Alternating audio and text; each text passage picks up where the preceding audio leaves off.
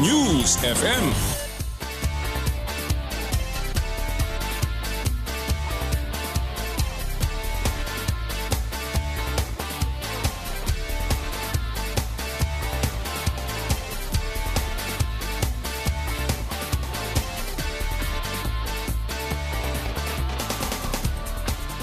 Inantad ang likas nating talento at magdala ng saya sa mundo.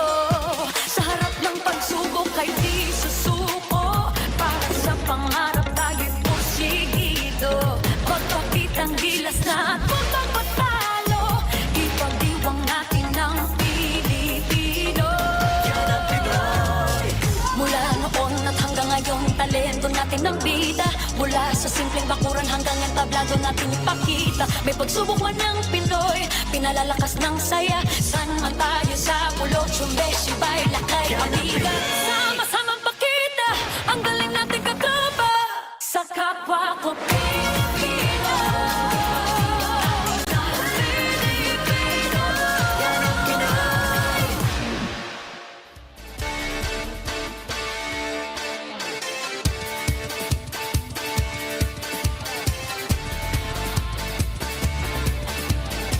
Sa pagbaba po ng kaso, gumaganda na naman ang hinaharap ng sports sa ating bansa. Lalong-lalo na kapag binubuhat ng mga batang mga atleta at mga manlalaro. At kaya po, yan ang ating tutunghayan sa aming muling pagbabalik dito sa aming studio. Sa inyong paboritong kasama tuwing Sabado ng umaga, Eddie Pano. Bango na! Power and play na!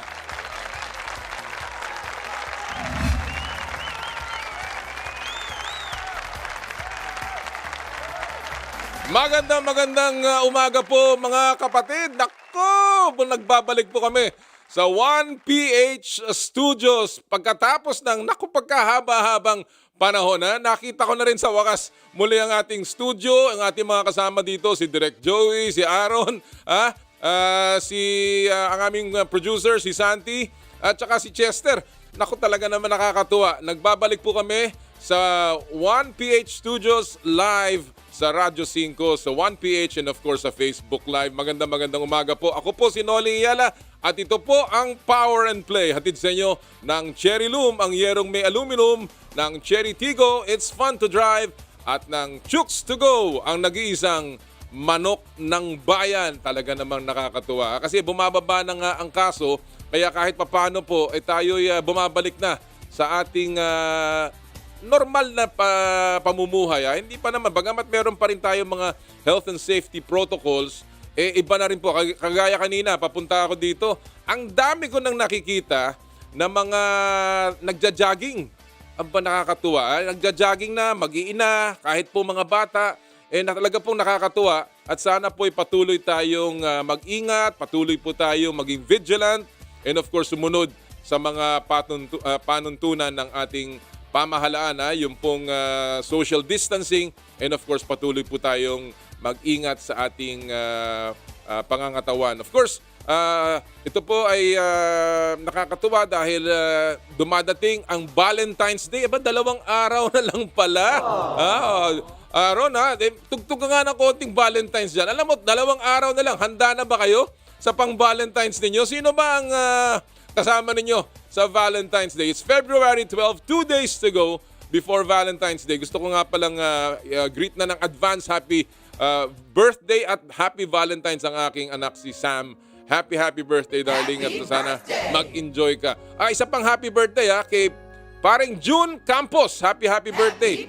Ngayong araw pong ito, sinong kasama mo? Si Cherry nga pala ang kasama mo sa Valentine's Day. Malapit na po ang Valentine's Day, and we certainly hope na kayo pong lahat ay naghahanda na. Ngayon lang tayo makakapag-Valentine's, no? Matagal-tagal na rin natenga tayo sa bahay. Kaya siguro yung mga iba dyan ay magkakaroon ng pagkakataong sumama sa kanilang mga minamahal sa buhay. Of course, marami po tayong pag-uusapan na naman dahil sinasabi nga natin nagbubukas na, umaarangkada na uli ang mundo ng palakasan. At kaya naman po ngayong araw na to ay tayo hitik na hitik sa mga makakausap muli.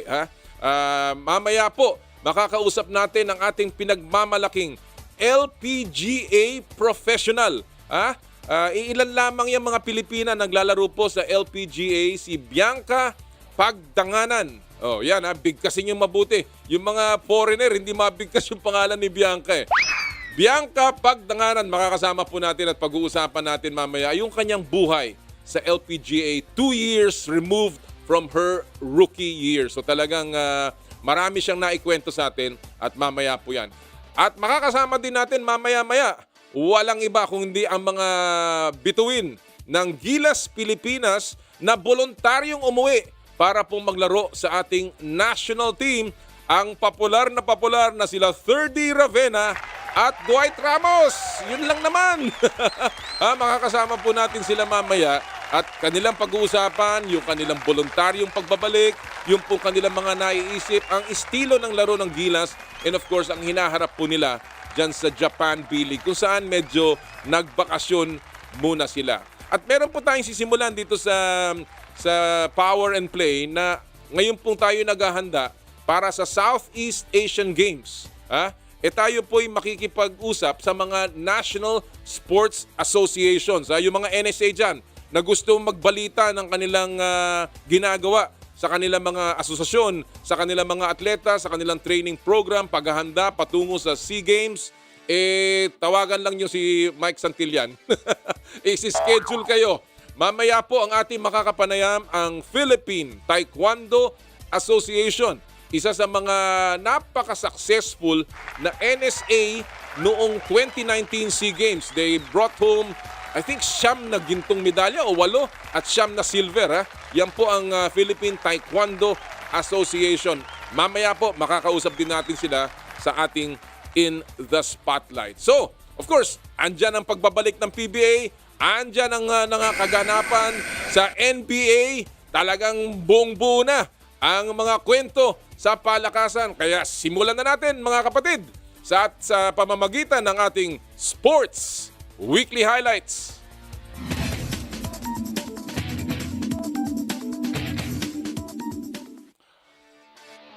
Good news para sa Gilas Pilipinas. Call of Duty, ika nga, umuwi kamakailan ang ilan nating manlalaro mula Japan para i-reinforce ang national team sa February window ng FIBA World Cup Qualifiers. Isa na dyan si Thirdy Ravena na matagal na raw kausap si Samahang Basketball ng Pilipinas, Chairman Emeritus Manny V. Pangilinan, bago pa man siya tawagan ng pambansang koponan. Mamaya po makakapanayam natin si Thirdy Ravena at si Dwight Ramos, kaya abangan nyo po yan. More Gilas News. Nagbanta ng revenge, nakakatakot naman to, si Korean veteran Kim Sun-hyung sa muling pagpapatuloy ng rivalry ng bansa sa World Cup Qualifiers ngayong buwan. Sabi ni Kim, confident daw siya, masisweep nila. Masisweep nila ang Pilipinas ngayong window. Kung ang Pilipinas nangangapa pa sa team lineup, reloaded naman ang ipadadala ng South Korea kasama ang naturalized player nilang si Ricardo Ratliff. Tingnan natin kung talagang magkakatuluyan na yan. Punta naman tayo sa NBA. Pinangalanan bilang isa sa 15 NBA's greatest coaches of all time ang Phil-American na si Eric Spoelstra. Taong 1993 nagsimula ang coaching career ni Coach Spo at 2008 naman nang itinalaga siya bilang head coach ng Miami Heat. Dinala sa back-to-back titles ng may dugong Pinoy ang Miami noong 2012 at 2013 sa kasagsagan ng LeBron era sa South Beach. Bigati ng mga kasama ni Eric sa listahan. Nandyan sina Phil Jackson, Greg Popovich, Chuck Daly, Pat Riley, Steve Kerr at marami pang iba. Mabuhay ka! Coach Po, congratulations sa iyong muling pagbibigay ng karangalan sa ating bansa. Sa NBA pa rin, pinakamabigat na pasabog ang blockbuster James Harden, Ben Simmons trade. Nakuha ng Brooklyn Nets si Simmons kasama sina Seth Curry, Andre Drummond at 2 first-round picks. Ang Philadelphia 76ers naman natanggap sina Harden at si Paul Millsap. Paniguradong magiging mainit ang second half ng season, kaya sa mga sumusubaybay ng NBA, abangan ang mga susunod na laban. Balik tayo rito sa Pilipinas. May mga bagong mukha tayong aabangan sa PBA. Pumirma na ng 2-year deal ang big man mula 2019 Gilas draft na si Isaac Go sa Terra Firma Jeep. Ngayong araw din ay inaasahang lalaro na si Isaac sa PBA. Mamaya may laban po yan ha. Bukod kay Go, pumirma na rin ng kontrata si Alin Bulanadi sa Alaska Aces at si Ray Suerte sa Blackwater Bossing. Maging ang Nieto Brothers, si Matt at kumpunan ng NLEX Road Warriors at sa Rain or Shine naman si Mike ay pumirma na rin. Sila ang mga dating nakasama natin sa Gilas Cadet Pool. At kahapon nga, opisyal na nagtuloy ang Governor's Cup makalipas ang isang buwang COVID break. Tinalo ng Meralco Bolts ang NLEX Road Warriors sa unang game 110-100. Samantalang tuloy-tuloy naman ang unbeaten run ng Magnolia matapos pataubin ang Talk and Text 96-93. At yan po ang buod ng ating mga sports weekly highlights. Naku kahapon nga nagsimula na po ang PBA ha. Napakaganda ng mga laro kahapon. Kagaya na nabanggit natin, nanalo po ang Meralco, hindi pa rin sila natatalo. Tony Bishop, 32 points, 13 assists, 13 rebounds, 8 assists, halos triple-double. At siya po ay sinuportahan ni Aaron Black, sinuportahan ni Chris Newsom, 18 and 8.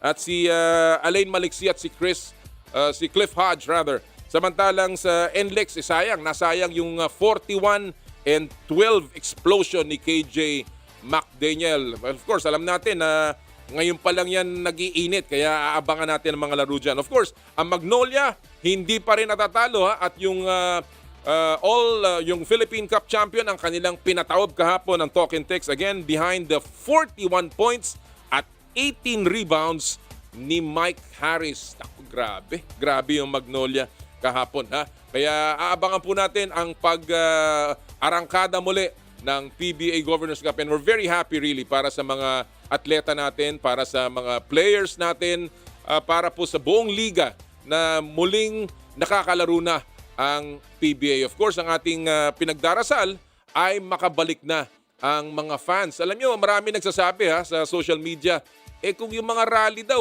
pinapayagan na.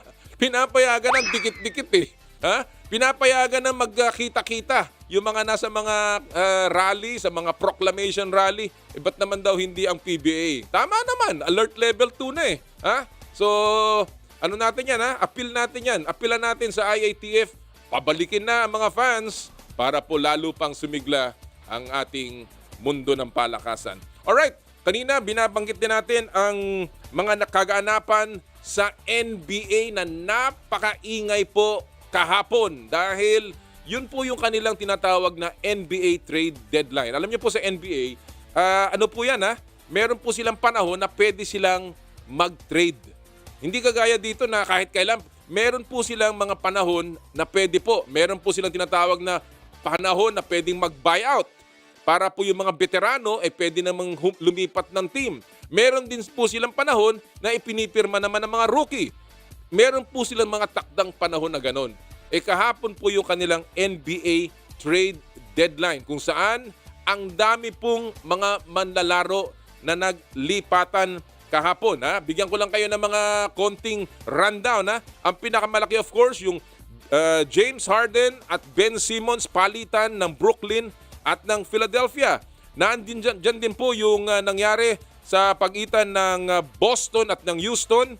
Si Dennis Schroeder at si Daniel Theis ay nagpalitan po yan. Kasama na rin dyan yung si Enes Freedom, dating Enes Kanter, at isang bench player. Nandyan din po yung palitan ng Dallas at ng Washington. Si Kristaps Porzingis ipinalit naman para kay Spencer Dinwiddie at si Davis Bertans. Andyan din po yung Charlotte at saka yung Washington. Montrezl Harrell ipinalit po para kay Ish Smith at kay Vernon Carey Jr. at may mga picks. Yung pong si Torrey Craig bumalik na naman sa Phoenix Suns mula sa Indiana. At yung pong Boston-San Antonio trade, Derek White nakuha ng Boston kapalit po ni Josh Richardson at ni Romeo Langford. Marami pa yan yung Magic po nakuha si Bol at si PJ Dozier mula sa Celtics at marami pa po. Kaya po ang ating tatanungin ngayon sa ating pulso ng bayan. medyo lilis tayo ng konti. NBA ang ating katanungan. Ang ating pong pupulsuhan ngayong araw pong ito ay ito. Sino po sa tingin ninyo ang biggest winner at biggest loser sa katatapos lamang na NBA trade deadline? Ulitin ko po yan ha. Sino po sa tingin ninyo ang biggest winner at biggest loser sa katatapos lamang na NBA trade deadline? Meron po tayong palaro na hatid sa inyo ng Chooks to Go, ang nag-iisang manok ng bayan. Mag-post lamang po ng inyong kasagutan sa aming Facebook page sa Power and Play. At kayo po ay makakatanggap. Yung dalawa pong pinakamagandang mapipili namin ay makakatanggap ng gift certificates mula sa Chooks to Go, ang nag-iisang manok ng bayan. Napakasarap ng kanilang mga manok, oven roasted at napakarami pang iba. So mag-post lamang po sa aming Facebook page ng Power and Play with Com Noli Iyala para sa inyong mga kasagutan, o di kaya mag-text sa 0908-208-0629 o sa aking Twitter or sa Facebook page po ng 1PH at ng Radyo 5. Mamaya po babasahin natin ang inyong mga sagot at komentaryo. Alright mga kaibigan, tuloy-tuloy po tayo sa Power and Play. We will take a quick break. Sa amin pong pagbabalik, ating pong makakapanayam, walang iba kundi ang Gilas stalwarts, Thirdy Ravena at si Dwight Ramos, dito po sa inyong paboritong kasama tuwing Sabado, ang Power and Play hatid sa inyo ng Cherry Loom, Cherry Tigo at ng Chooks to Go. Ang oras po natin, 8:17 ng umaga. This time check is brought to you by Birmingham Subdivisions. Come home to Birmingham.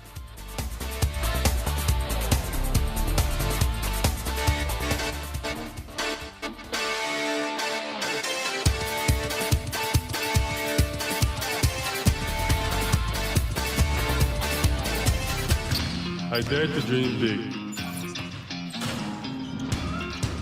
to be a voice of my generation, to inspire resilience in the face of roadblocks.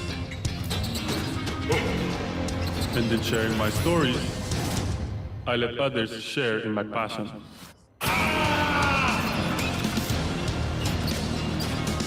Follow Kai's stories on Twitter and share yours. With Smart Double Giga Stories. Share 2 times the passion with 2 gigabytes for Twitter and more. Guaranteed every day, plus data for all sites. Simple, smart ako.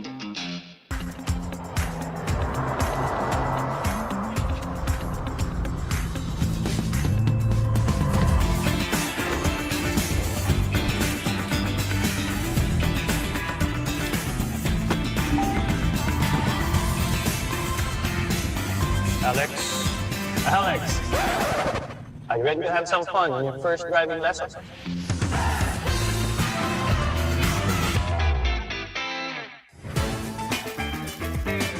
Nag-uumapaw sa real chicken juice na swak sa panlasa ng buong pamilya. Available in sweet roast, pepper roast, at harissa roast variants. Chooks to Go. Masarap kahit walang sauce. Tawag na sa Chooks to Go Delivery Hotline 8687-1010 o online sa chookstogodelivery.com or via GrabFood at Foodpanda.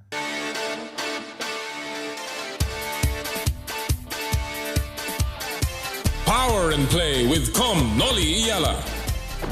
Mukhang kailangan ko na naman palitan ng bubong ko, pare. Mag-iisang taon pa lang yan. May tulo na kagad. Ay, bossing! Baka naman kasi hindi matibay yung ginamit nyo. Dapat ang gamitin mo ay Cherry Loom, ang yerong aluminum. Basta yero, Cherry Loom. Tibay protektado sa pangmatagalang yero. Attention NBA fans! All the breathtaking NBA actions that you've been waiting for are here! Rising Stars Challenge, All-Star Saturday Night, and the 71st NBA All-Star Game. Yes, you heard Attention NBA fans! All the breathtaking NBA actions that you've been waiting for are here! Rising Stars Challenge, All-Star Saturday Night, and the 71st NBA All-Star Game. Yes, you heard it right. You name it, we got it. don't miss the fun and thrill on NBA All-Star Game. Catch all the games on TV5, One Sports, NBA TV Philippines from February 19 to 21. Always a fan of NBA All-Star. Noli Yala Power and Play sa Radyo 5 92.3 News FM.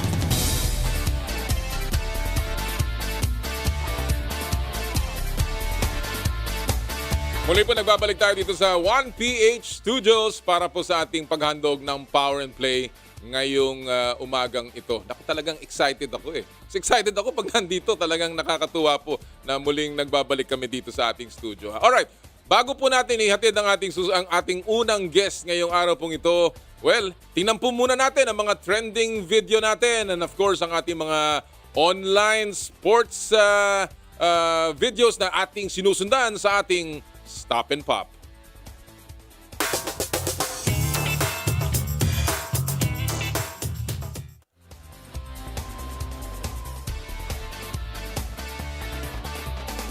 Sabi nga natin nagbabalik na po ang normal sa palakasan. Well, tuloy pa rin tayo sa golf.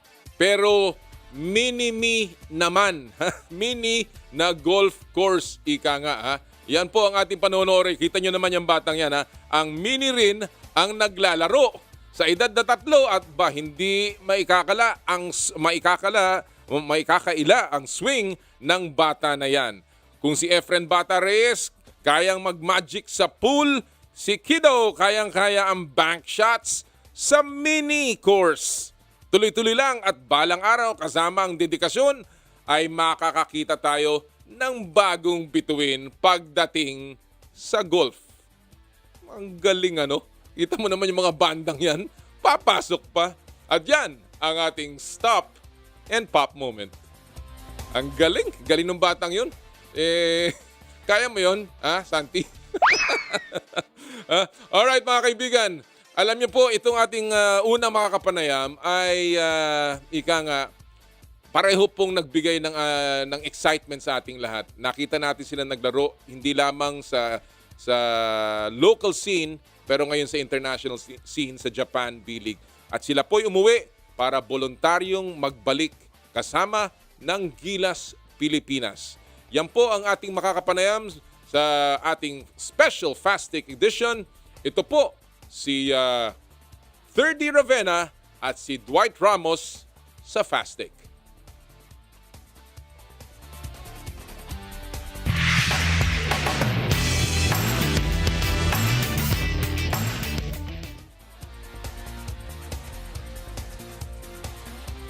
It's fun to drive. Dwight Ramos at Thirdy Ravena sa Power and Play. And kagaya po ng aming nasabi, kasama natin ngayon ang ating Gilas Pilipinas stalwarts, walang iba kung hindi si Thirdy Ravena and Dwight Ramos. Thank you so much, gentlemen, for being on the show today. It's a big honor. Welcome back to Manila. Thanks for having us, Noli. It's good to be back. Well, that's my first question. Actually, we were kidding a while ago. It's been a long time. 6 months for you, Thirdy, and 4 months for you, Dwight. You didn't come home for Christmas. How does it feel to be back home? Ikaw muna, Thirdy. Anong pakiramdam mo na balik Pinas ka? Welcome, Noli. Sobrang tuwa nga lang kasi nakikita ko ulit yung pamilya ko at yung mga matagal lahat ng mga tao iwan na dito sa Pilipinas. So, it's good to be back on the team. Happy na nakapag-practice na po kami. And excited na po kami to, play in this tournament. Dwight, like I said, you're even looking a little more like Japanese to me now. But, are you happy to be back home? And, what have you missed from Manila? Yeah, I'm definitely happy to be here. I definitely missed the weather, of course. I got to see my brother also. I haven't seen him in a long time. And yeah, just seeing all of my people here, all my teammates from the past. It's great seeing everybody, and it's always good to be back in the Philippines. The story is, of course, a lot of the news outfits have carried your story. And I'll begin with you, Dwight, on this one, that you were allowed by your team, actually both of you, Thirdy, ikaw, Neo, Phoenix, of course, and of course Dwight with the Grouses of Toyama. You were allowed to play for Gilas. Tell us about that particular, the string of events that led to that one. Dwight, you begin. Well, for me, when I was first negotiating the contract way before I signed, I already told them that, that I would want to play for the national team whenever the windows are or when the games come up. So November got canceled, so obviously I didn't go back for that. And then so we have 4 games this February, so they already knew that was coming, and then Gilas called me up, so I just answered the call. Thirdy, it is the first half of the season ng P-League, So again, in your case, how did you decide, or bakit ka nag-decide at this point, and was it also part of your deal with Neo Phoenix? Yes po, Noli. Even before, just like what Dwight mentioned, even before we signed the contract, we already talked about the national team, and I would want to play at lahat ng posibleng window kung may chance. So, happy nga lang ako kasi sobrang supportive na Neo Phoenix sa decision ko, and they actually want me to go. So, laking pasalamat ko for a supportive club like them. And yeah, ngayon na nandito na po kami. We're just very excited to represent the country naman po. May napabalita, of course, we've seen all of the support coming from your teams and your fans on social media about how they are very much supportive of your stint with Gilas and how you will represent them, I guess, in the national team. But of course, there's news about provisions in your contracts about getting injured and getting COVID-19 as a probable trigger to some issues with your contract. Is that true, Dwight? I'm not actually sure about the complete details, but I'm sure that if I got COVID or anything like that, that would be fine. I would still go back to Japan. I think the only problem would be if there was some border restriction for COVID or something, but other than that, everything should be fine with me. Thirdy, what about you? Ganun din ba ang kontrata mo? Is there a provision about that? And are you concerned about itong mga ganitong klaseng maaaring mangyari, injuries and even COVID-19? Well, of course, Noli, ayaw naman po sana natin mangyari yung mga yun. But I think right now, yung team po namin, my manager then here in the Philippines, Boss Marvin, we're still talking about those clauses kasi hindi pa na-finalize. And just in case those things happen. All right. Well, one thing before I leave this kamustahan on your trip back home, one thing that you will miss, obviously, Thirdy, is playing against Kiefer. Dahil you will still be here and there will be back-to-back games against the Shiga Lake Stars. At sayang at hindi mo makakalaro siya. And of course, when you go back, you will have to quarantine again, and both of you actually. Is this, something that even crossed your mind, and was it even a consideration, or ito talagang ultimate sacrifice? Well, Noli, talagang, hindi rin namin in-expect na maka-cancel po kasi yung game namin ni Manong. Dapat mangyayari yun noong January, pero because of COVID nga, na-move siya to the February window. So, sayang lang, but would have wanted to play that game, another game with my brother. So, very exciting din sana. But I wish my team all the best. Sana manalo sila. But let me go now to why you're here. Of course, with Gilas, and many things have changed since the last time you were both with Gilas. People that you were with, players that you were teammates with, many of them are not there already. How have the practices been so far, Dwight, for you? It's been great so far. I got to play with the other guys, the other Gilas guys again. Of course, Thirdy joined us, and then I was playing with the Talk and Text team also, and so it's been fun playing with Coach Chot and his system. So we're just getting used to everything. I think everything's going pretty well so far. You know, with the limited time, 30, and Dwight has mentioned it. You're playing with pros. You're playing with the guys that you were with, and with the limited time, do you think you will have you're comfortable with the adjustments that you'll have to make para sa Gilas? Well, hopefully, Noli, na I could gel with the team and the system as fast as I could, as soon as possible. But yeah, we have 15 days.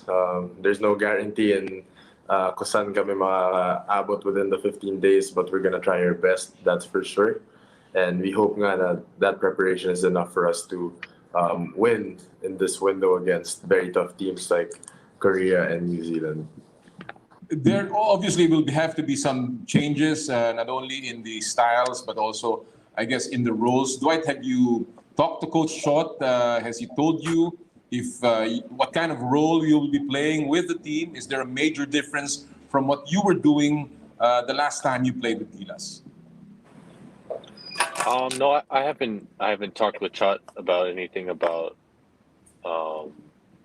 my role or anything. Coach Chot just, we're just trying to get everything together, and get ready on defense and our offensive systems. So I think for now we're just working on coming together as a team, and we haven't really discussed anybody's roles or anything yet.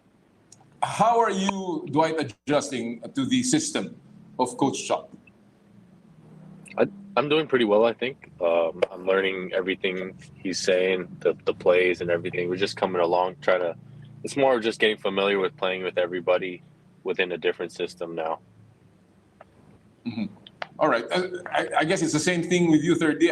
You've played, of course, here, and alam mo naman ang laro ni Coach Chot. But is there a difference between him and Coach Tab? Alam mo, I interviewed Coach Chot here last week, and he said that he will basically continue with what Coach Tab started, especially when Gilas beat Korea. So, meron ka bang nakikitang pagbabago? Is there a marked difference between the styles of the two coaches?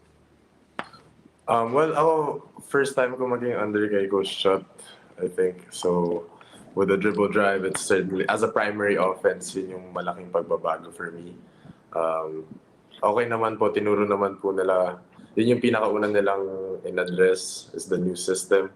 So, they were very hands-on sa pagtulong sa akin to try and get the offense and pick it up as soon as I could. And okay naman po yung tinakbo namin the last two practices. Do you think that playing with the pros, of course, you've done that before kasi nakasali ka na rin, but do you think that playing with the pros, and limited lang naman yan, no? I think Coach Chot is looking at about 4 or 5 players to bring into the team. Is that going to make a big difference, or wala namang pagkakaiba kasi pare-pareho naman kayong mga bata, of course, and of course all of you are playing under Coach Chot Reyes? Well, just like what Dwight said, parehas naman yung sistema na tinatakbo ng Talk and Text and Gilas, which is under Coach Chot.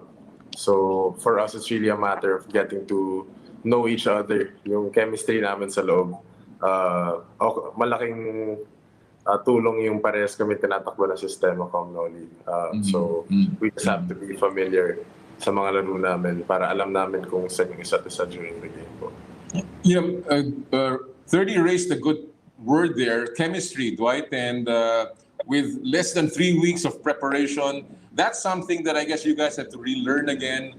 How was it in the bubble? But limited time, you were in the bubble, of course, and how are you building chemistry together as a team, Dwight? Well, I think chemistry kind of starts off the court as well as on the court. So Coach Chot's really great at doing that. He brings us all together during dinner time. We talk, share stuff about ourselves. So, I mean, it starts off the court and then practicing on the court. That's really how he's building chemistry between all of us. And obviously the The road ahead is treacherous. It's a difficult qualifier, although we have qualified for the World Cup. The SBP has said that they will not take it lightly. It's a chance for you to learn. What is your mindset, Dwight, going into this qualifier, and what is your expectation as you play this next 4 games here in the Philippines? Well, I always have high expectations for our team. So, of course, going into the window, I'm expecting us to go 4-0. Of course, it's very difficult within our time, our preparation time, and, you know, our lack of players at the moment. So, of course, we're going to have to – it's going to be a hard job, but, of course, you know, you got to set high expectations for yourselves, and that's what I'm hoping to do with our team. Thirdly, your mindset. Alam natin that, you know, people are expecting a lot. We cannot take that away from our basketball fans. They always take a lot of pride with Gilas, especially after what you guys did. You set the bar quite high the last time you guys played. And, you know, so what is your mindset? Is there pressure to live up to that expectation? Well, Noli, for us, dapat yung pressure nanggagaling sa amin.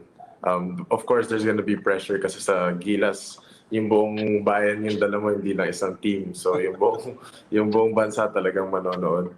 But also, as players, kailangan din namin i-challenge yung sarili namin. It's gonna be a tough 4 games, just like what you mentioned, Noli, but it's no excuse. We're here, we're gonna play at home.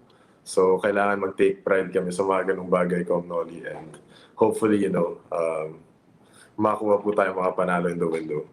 Well, ang Korea, nagsabi na, some of their players have said that it's time for revenge for them. You know, of course, they're trying to qualify, so there's a high-stakes game for them.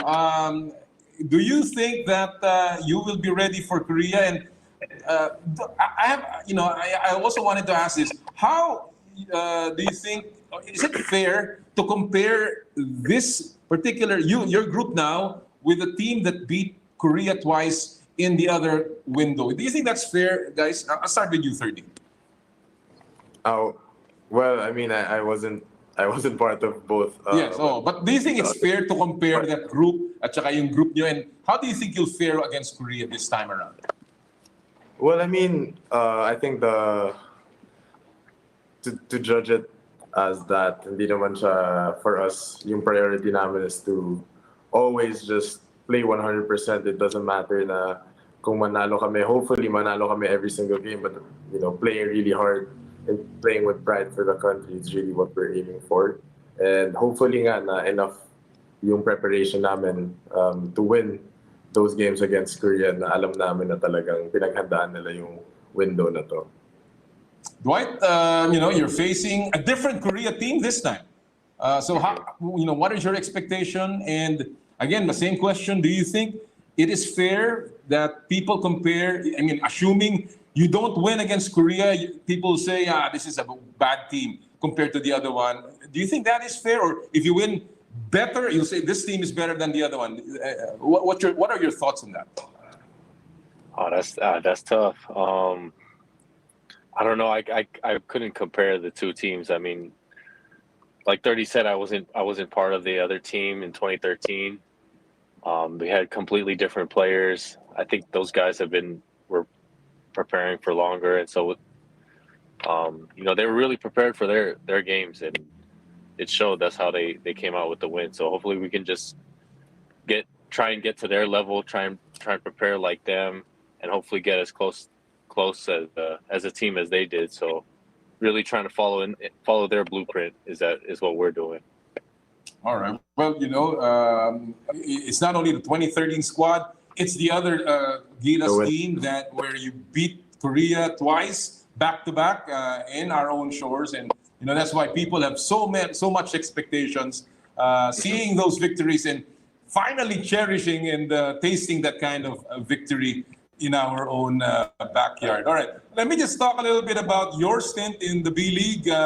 You know, you two have adjusted pretty quickly. I mean, we can see, you know, you are playing high-level basketball there, and of course, it seems like you're very comfortable with the team. Thirdy, how do you find the competitions at B League so far? I think it was tougher nga Comnoli than last year. Just like what the league does, gusto nila na they find ways on how to make the league harder and harder. And I feel like this year, it happened, yung mga trades na nangyari and the teams na bago yung mga coaches, talagang just made everything tough para sa team namin this season. And it's hopefully mapapala namin yun Comnoli. Obviously, kailangan talaga ng puntos mo, but of course, they're sacrificing ngayon na wala ka. Dwight, you're averaging close to 10 points, close to 4 rebounds, and almost 2 assists a game. And, in your first game, you did well, you've been doing very well. Do you think that the adjustment period was pretty easy for you, or, was the competition so tough that you just needed to play your best? Yeah, no, I don't think the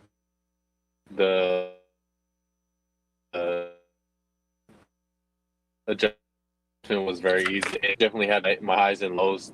So really the biggest thing for me personally is just trying to be more consistent in the rest of the games, and then hopefully in the future for me. How do you compare the fans, Dwight? The Filipino fans as well as the Japanese fans. Are they as rabid as Filipino fans? And how do you interact with them? Do they interact with you?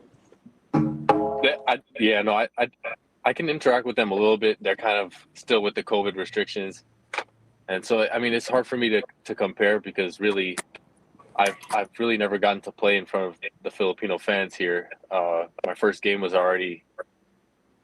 here was like with COVID already, so there was nobody in the crowds or anything. So I really haven't gotten to experience that full Filipino basketball fan experience. Thirdy, you've experienced that, with Ateneo, and of course, we know how UAAP fans are, but now that you've experienced both, and we've also seen how the Japanese fans can be really crazy about their own team and their basketball. What is your reaction to the fans in Japan? Well, very overwhelming nga, Comnoli, especially nga lalo na nung first year ko doon, pagdating ko pa lang dun sa arena, yung mga tao may mga postcard ko na may mga postcard. So, nakagulat na grabe rin sila sumuporta ng team nila, na they really try to find out about everything that has to do with the team, and they're very supportive, manalo man o matalo. They're always going to be present in the game, so makita mo na yung pagmamahal nila for the club is really there. Do you think you have improved as a player playing in the Japan B-League, Thirdy? I would say I got a little bit more control of my game this season, especially nga nung first year ko, hindi naman, it didn't go the way that we wanted to, and I personally wanted it to go, especially with the injuries and the COVID situation last year.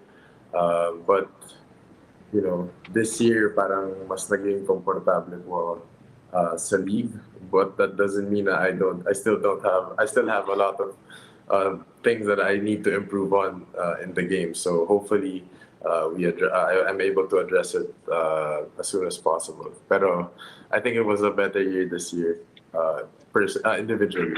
Kitang-kita naman yun. There's more confidence, obviously, and you obviously play the way your team needs you. Your role there is always what the team wants from you. Dwight, on the other hand, you have also been a key player, spark plug in the team. What are your biggest learnings so far playing in the Japan B-League? Well, for me, really, I've learned that I just really need to keep working hard, because I learned that there's so many highs and lows. I talk to the veterans on the team, the imports, and they tell me, just keep staying in the gym. There's days where I'm high, and some days I'm low. You just got to keep going, keep an even keel. And when you look at your game, is there an aspect of your game you think that you need to focus a little more in the second half of this season, so that you can help your team more and perhaps improve yourself as well? Well, personally, I think I could rebound the ball more and I know there's many times where I was struggling with my shooting, and so just finding other ways to be productive outside of scoring, I think that's one way I could help the team more. Thirdy, is there an area of your game that you feel you need to focus a little more and maybe improve para sa ditong push ninyo as you come from the bottom of the team standing and hopefully still make the playoffs? Yeah, just like what Dwight mentioned nga kanina, Comnoli, is sa mga challenge dito is consistency. So I feel like having consistent shooting is a challenge for me. May mga games na I shoot pretty good. Pero may mga ibang laro na talagang wala na talagang pinasa Comnoli. Pero just staying consistent na hindi ka na confident ka sa sarili mo. Kasi nga, you have to trust in yourself. There's always going to be those games. So for me, that's really the challenge, and as well as pick and rolls, making better reads off of pick and rolls. Have you adjusted with the life abroad? Have you adjusted with the life in Japan? Do you still miss home, and sometimes does it affect your game? 30? Well, as far as I know naman, Comnol, hindi naman po naka-affect yung kumbaga yung mga homesickness ko sa performance. I think it really drives me to play even harder kasi nga gusto ko gawin to para sa kaya ako nandito is to represent the country and para mapakita ko rin sa kanila na kung bakit ako nandito. That helps me. Well, it helps that also there are people, there are Filipinos, Dwight's there, your Kiefer is there, and it's easier. But Dwight, how about you? Do you still feel a little homesick at times, and does it affect you mentally in your games? I don't think it really affects me too much in the games. I think the homesickness is more like outside of basketball. But it's something I'm kind of used to already. I grew up in America. I left my family there. I just have my brother. He's here in the Philippines. I'm over there in Japan. So, we all have we're going our separate ways, but always coming back together. And so I'm just trying to play there and make them proud. And have my brother play here, make our family proud, and then hopefully that's how we're gonna handle things. Yeah. Well, you experienced the life playing overseas, and you're a full-fledged import, so to speak. So I guess as I end this conversation, moving forward, do you think, gentlemen, that you made the right choice playing in the Japan B League? I'll start with you, Dwight. Yeah, I definitely think I made the right choice. Playing basketball there has been great. The league has been great, super professional, and I really think I'm growing as a person and as a player at the same time. 30? 2 years in the Japan B League, and you're obviously meeting more people. Do you think you made the right choice? Yeah, yes, of course, Comnol, maraming paghihirap. Hindi ko sabing madali po yung pinili kong decision to play in Japan, but I'd say it's a really good decision that I made, and I'm very happy with how everything has turned out and how I'm growing as a person, both on and off the court, and learning about more and more about life and the culture of Japan. So it was a great choice for me. In this discussion that we've had, obviously it's fun, but it's also difficult. And sa tingin mo ba, Thirdy, itong buhay na ganito, this life is for everyone, for all players, or does it fit a particular personality? Go ahead, Thirdy. Sinasabi ko nga, Comnoli, I mean, hindi madaling decision na, to play out here in Japan. Leave everything in the Philippines, yung pamilya mo, lahat ng mahal mo sa buhay. There's always going to be a lot of challenges, whether it's on and off the court, especially. Yung mga bagong sabat sa overseas basketball, just like me last year, it was a little tough, pero kailangan matatag talaga yung loob mo, Comnoli, para mag-last ka kasi maraming hardships both on and off the court. But maraming hamon. Yeah, Dwight, do you agree? This is not for everyone? Oh yeah, I definitely agree with that. I always tell my brother, like, if you want, the only way to make it like playing overseas is you really got to love basketball, because if you're after it for different reasons, when you hit those lows, it's hard. It's really hard to get out of there. So I really think it's just you really need to love basketball to make it there.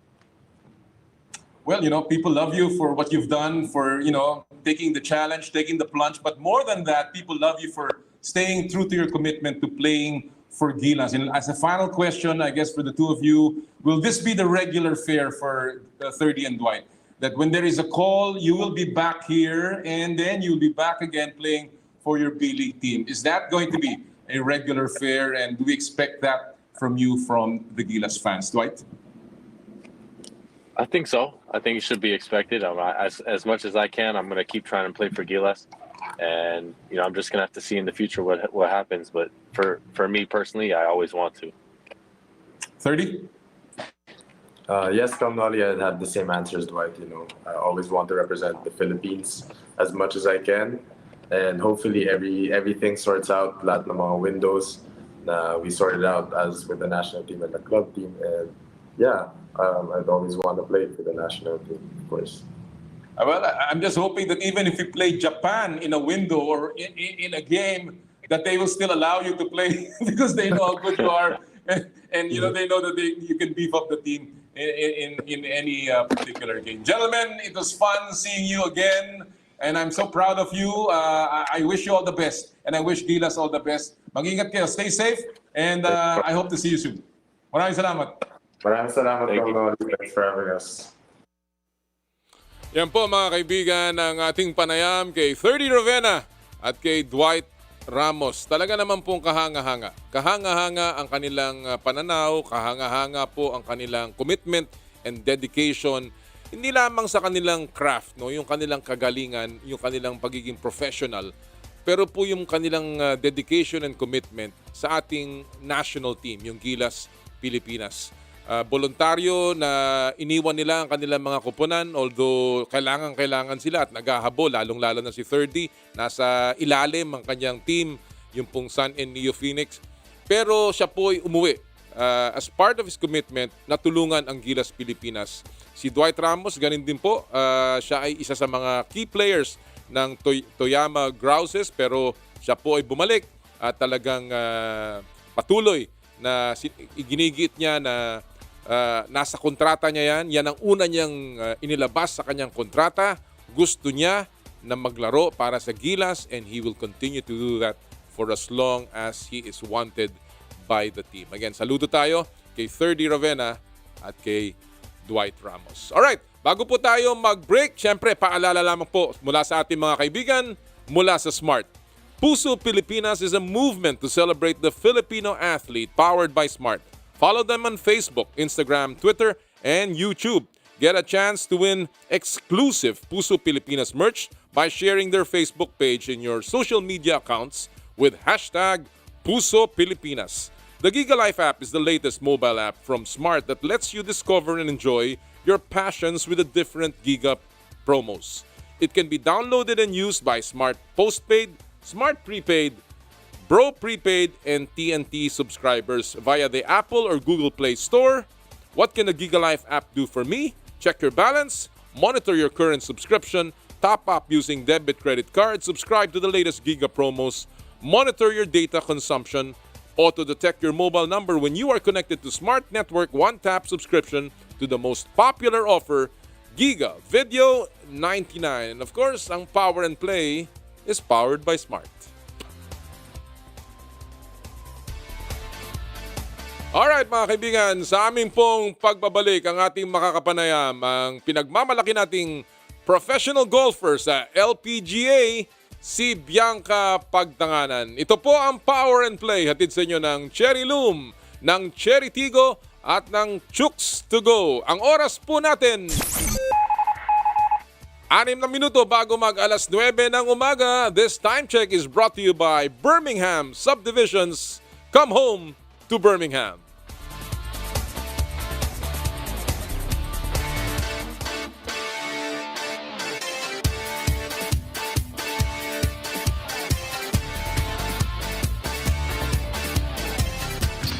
I dare to dream big, to be a voice of my generation, to inspire resilience in the face of roadblocks. And in sharing my stories, I let others share in my passion.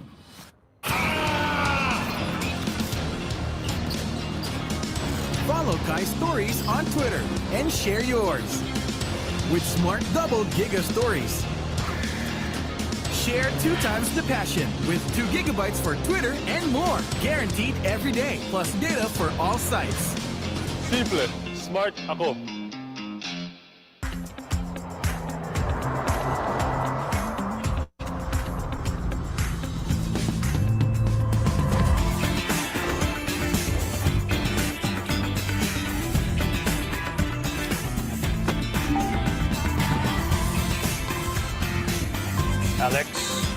Alex, are you ready to have some fun on your first driving lesson?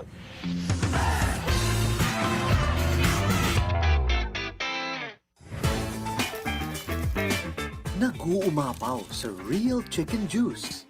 Naswak sa panlasa ng buong pamilya. Available in sweet roast, pepper roast, at harissa roast variants. Chooks to go. Masarap kahit walang sauce. Tawag na sa Chooks to Go Delivery Hotline 8687-1010 o online sa chookstogodelivery.com or via GrabFood at Foodpanda.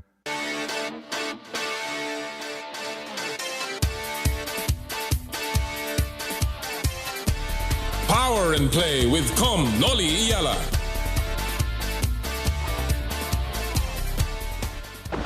Mukhang kailangan ko na naman palitan ng bubong ko, pare. Mag-iisang taong pa lang yan. May tulo na kagad. Ay, bossing! Baka naman kasi hindi matibay yung ginamit nyo. Dapat ang gamitin mo ay cherry loom, ang yerong aluminum. Basta yero, cherry loom. Tibay protektado sa pangmatagalang yero.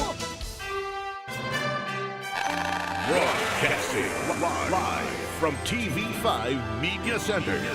25,000 watts ng balita, impormasyon, serbisyo, DWFM, Radyo 5, 92.3, News FM.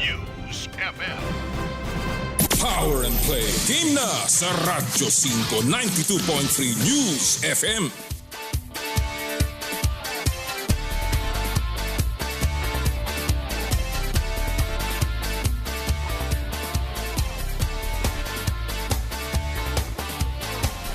Muli po isang magandang umaga sa inyo lahat mga kapatid. At sa lahat po ng mga nakikinig sa atin sa Radyo 5 92.3 News FM. Yung po mga kaibigan natin bumabiyahe po, yung po mga namamasada, yung pong mga security guard na nakatutok po sa atin. Magandang umaga po sa inyo lahat. Of course, lahat po ng nanonood sa 1PH on Signal TV, good morning.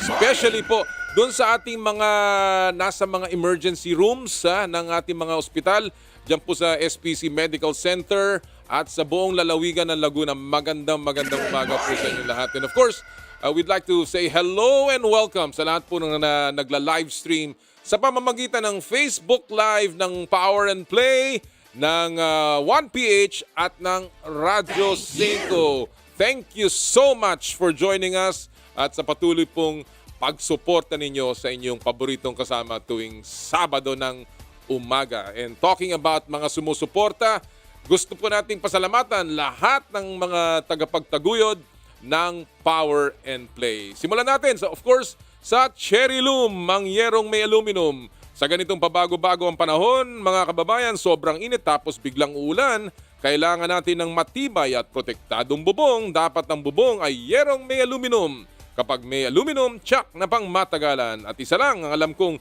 dekalidad na yerong may aluminum, yan ang Cherry Loom, tibay protektado sa pang matagalang yero. Cherry Loom, ang yerong may aluminum. Thank you so much, paring Elmer Ngo.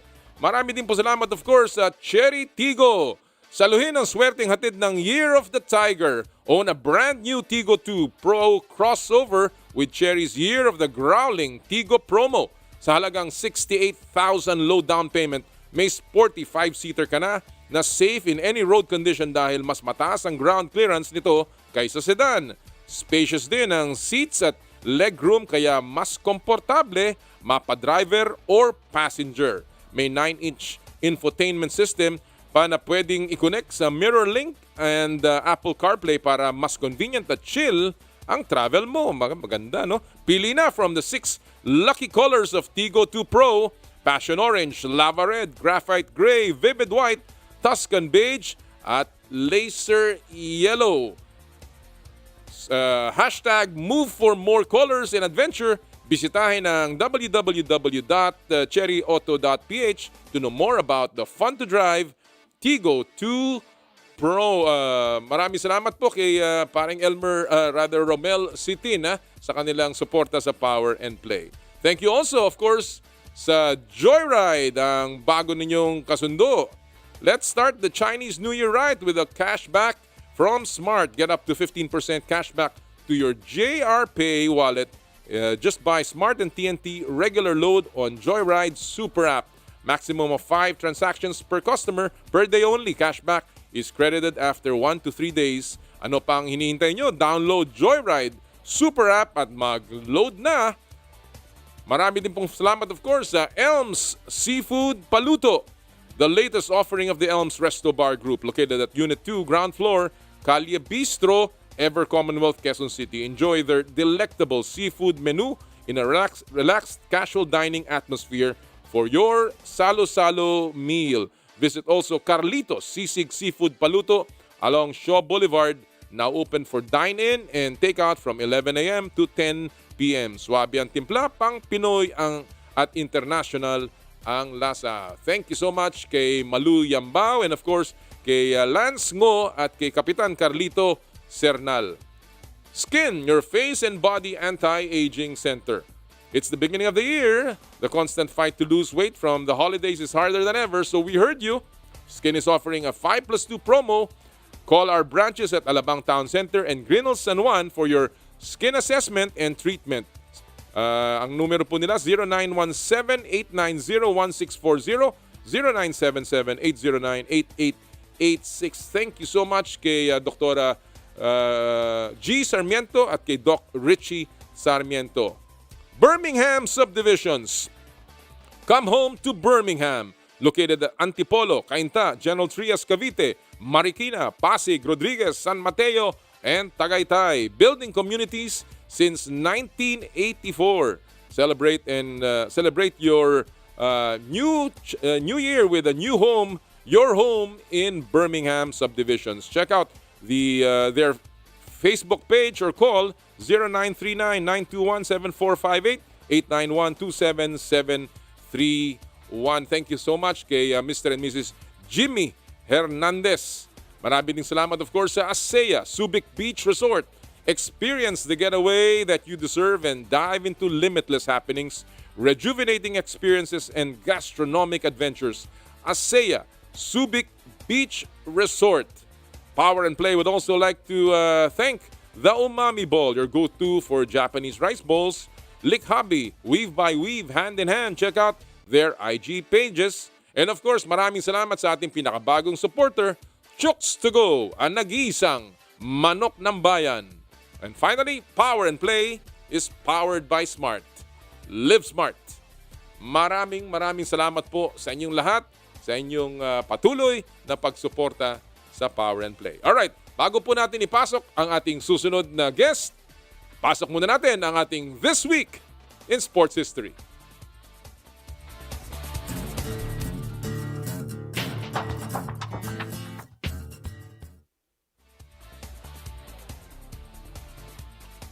February 5, 1960.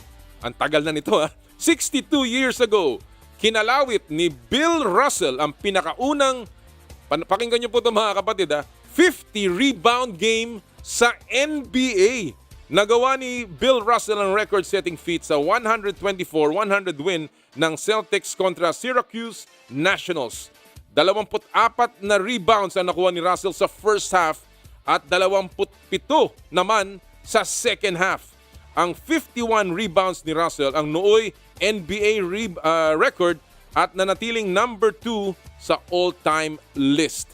Bill Russell sets a mind-blowing 51 rebounds record this week in sports history. Pambihira 51 na rebound. Abay, makasampu ka lang yung double-double. Pinagbubunyi na ngayong mga panahon na to yung 51 rebounds pa. ni Bill Russell. Unbelievable. Alright, mga kaibigan, talking about unbelievable, well, ang susunod po nating makakapanayam ay nagbibigay talaga ng mga unbelievable moments sa atin sa Philippine golf. Siya po ngayon ay tinaguriang one of the longest hitters sa LPGA Tour. Yung LPGA po, yan po ang pinakamataas na antas ng golf sa mga kababaihan sa buong mundo. At ang ating pong kasama ay siya po ay isa sa mga Pilipino, isa sa mga naglalaro doon na patuloy na dinadala ang ating bandila. Mga kaibigan, ang ating pong guest ngayon, walang iba kundi ang LPGA Pro, Bianca Pagdanganan.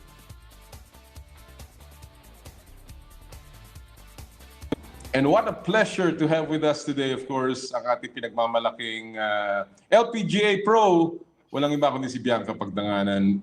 Good to have you on the show, Bianca. Maraming salamat for joining us on Power and Play. Hi, everyone. No, thank you so much, Bob, for having me. It's always a pleasure.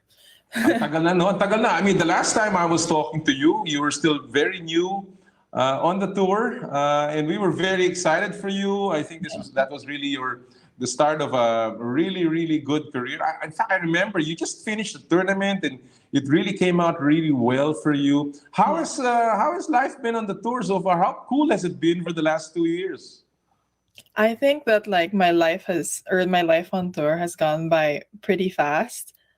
So when I played the tournament last week, I had people asking me, "Oh, how many years have you been on tour?"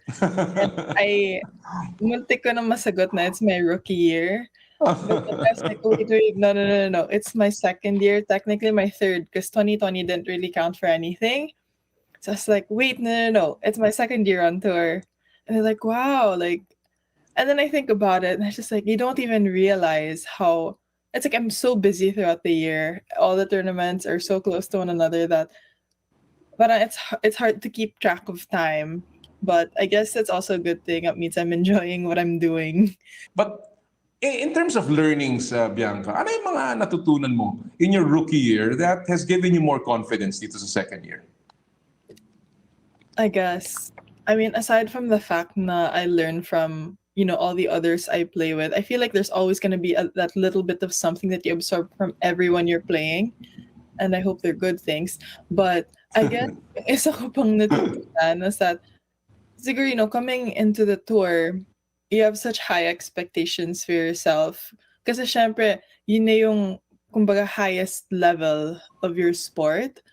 So syempre, daming pressure. But then, I had tournaments where I played well.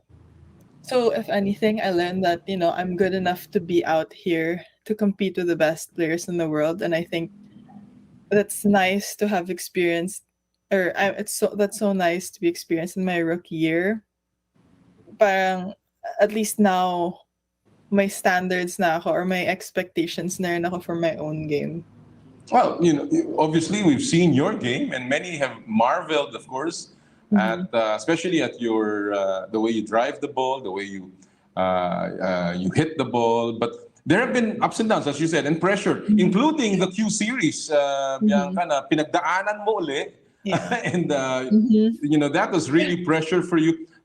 Is this some kind of a short-term goal na ayoko nang dumaan uli sa Q Series? Is that something that you want to put for yourself? Oh my gosh, yes. It was actually my goal right after my first Q Series in 2019. Unfortunately, I had to go through it again. But I guess it's okay na rin kasi, at least I know, I know what to expect heading into Q Series. I feel like in 2019, there's just so much going on. I honestly didn't know how Q Series worked. I knew that I had to make the cut, be at a certain position, or finish at a certain position, on to the next. So I thought it was like that. And then they kept saying that top 45 and ties, you get your LPGA card. But then basically it's you do get your LPGA card, but to gain that full status where you get to play a lot of events, you really have to finish the top 10, top 15. And I finished tied 37. So in my head, I was okay, great, I got my LPGA card. But then again, it was just conditional. So at least last year, na naglaro ako, I had a goal set for myself. I was okay, sige, you're going to key series. Sure, it's going to be a lot of pressure and stress, but your goal is to finish at least top 15 to be able to play more events. So, I mean, obviously, I was very stressed heading into that week. Hindi ko alam kung paano ko ma-explain sa mga tao, but for some reason, I was like, I don't think I'm practicing enough. I didn't think I did enough, prepared enough for Q series. So I was super stressed. The first round, I shot over par, which ended up being my only over par round for the rest of the tournament. So after that round, sabi ko sa sarili ko, baka masyado ka na nag-iisip. Or like, baka masyado madami na yung pressure na binibigay mo sa sarili mo, maglaro ka na lang. Just trust your game and then play with what you have. And then, I don't know what happened. I guess I flipped the switch and ended up playing well for the next 7 rounds. Well, nakita nga natin yun. And of course, mga kaibigan, doon sa mga hindi po nakakalam, yung Q series is like a qualifying, kaya po Q.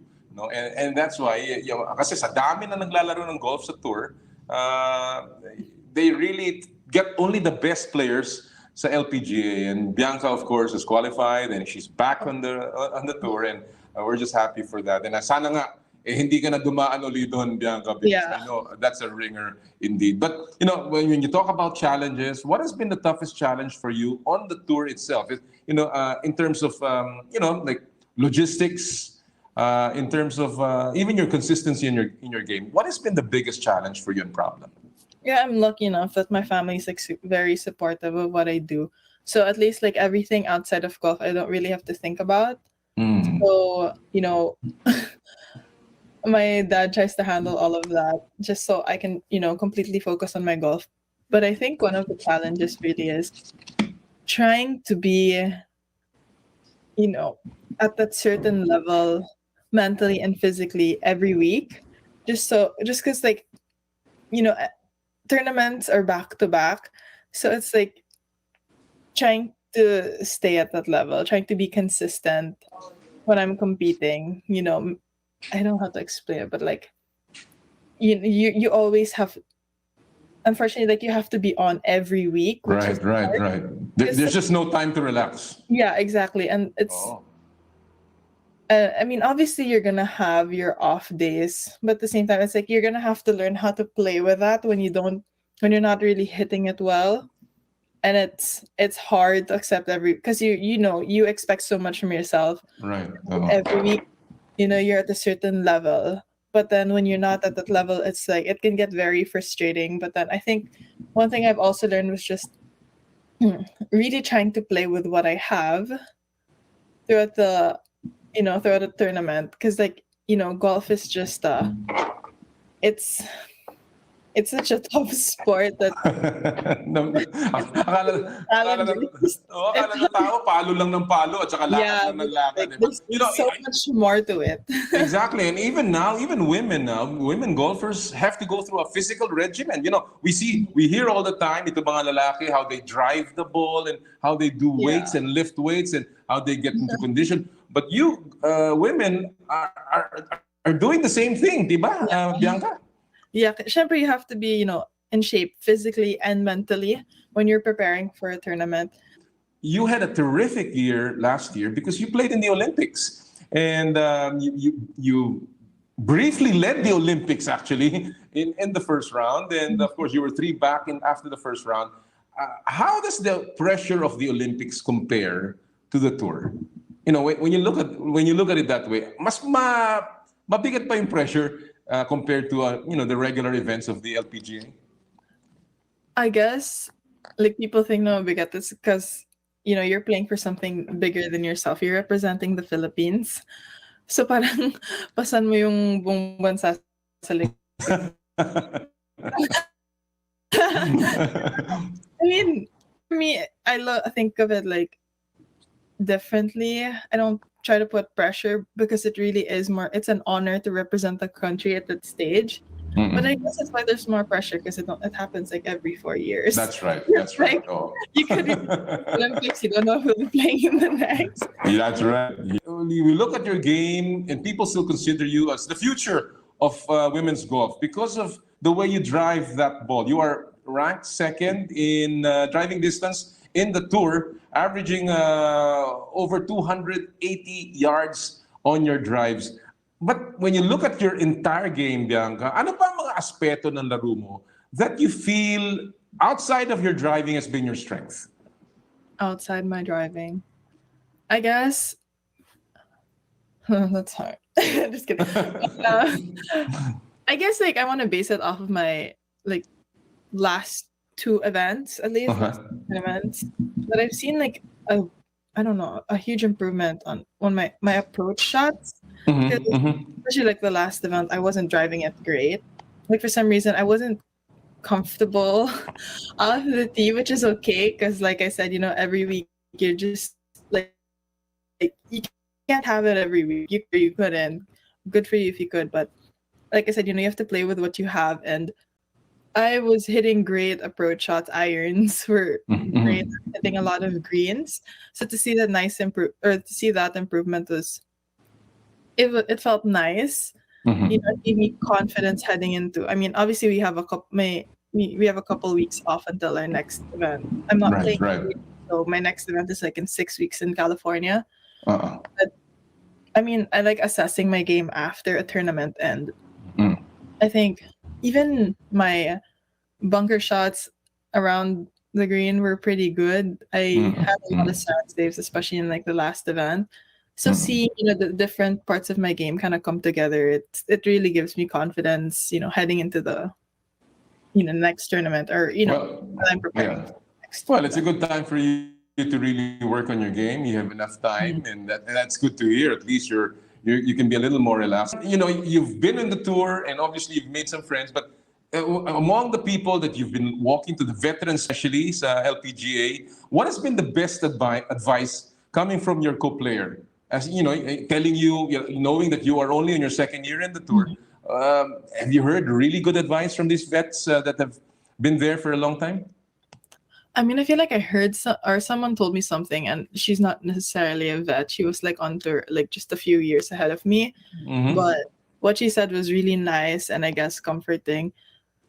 So I think it's before my first ever event. We played a practice round together, and then she told me, well, if I could give you unsolicited advice, I was like, honestly, go for it.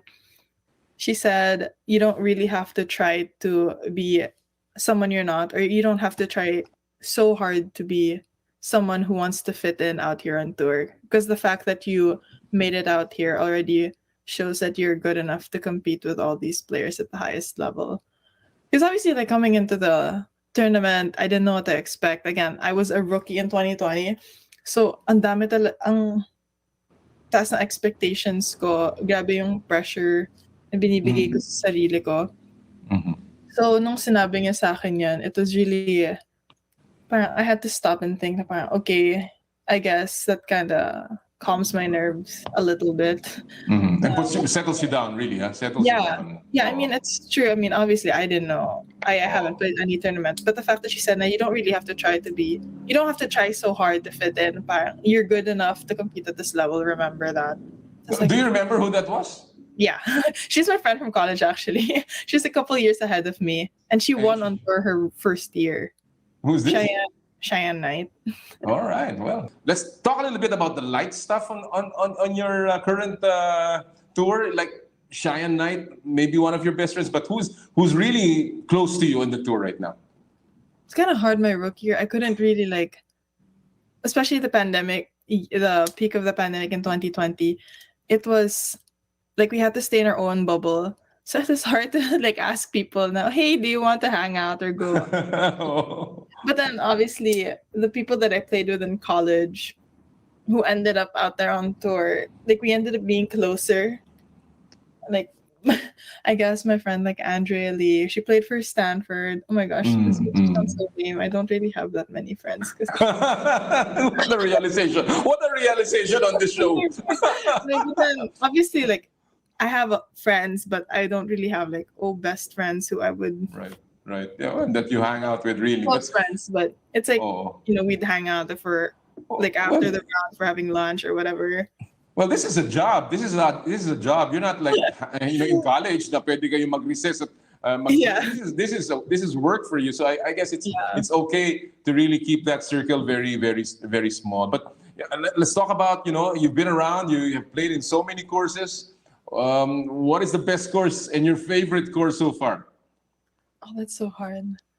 I really do you prefer line yung 3-lined courses, or do you prefer links? Do you prefer like open courses? I feel like I'm not a huge links fan just because hindi ako exposed to them growing up. Oo nga. It's a challenge. It's really different. But I'm biased ako sa 3-lined kasi lumaki ako sa Camp Aguinaldo and that was 3-lined. Oh, that's really 3-lined. Mga nakakaalam po sa Camp Aguinaldo, puro puno po yan. Wala kayong walang lugar para sa mali. Oh. So, I guess okay lang ako sa 3-line. And obviously, masaya din maglaro sa open course because I guess you don't really have to worry about anything. But then, I really enjoy the setup of the major courses. All right. So, I guess, yung courses na nilalaroan namin for KPMG, KPMG. Yeah, so right. Oh. First year was Aeronamic, it was Aeronamic, and then last year it was Atlanta Athletic Club. Right. And I really enjoyed the layouts of the 2 courses. It was a lot of fun. All right. Well, you've also been paired with many, many golfers, but if you had a dream flight, what would it be? Who would it be? Does it have to be just LPGA? No. Or okay. Yeah. Jin Young Ko. Oh, wait. I can do LPGA and PGA or just LPGA? Oh, yeah. But, LPGA, and the LPGA, like, if you had a partner, a flight that you would be paired with, who would that be? An LPGA, honestly, yes, Jin Young Ko. I would love to see her.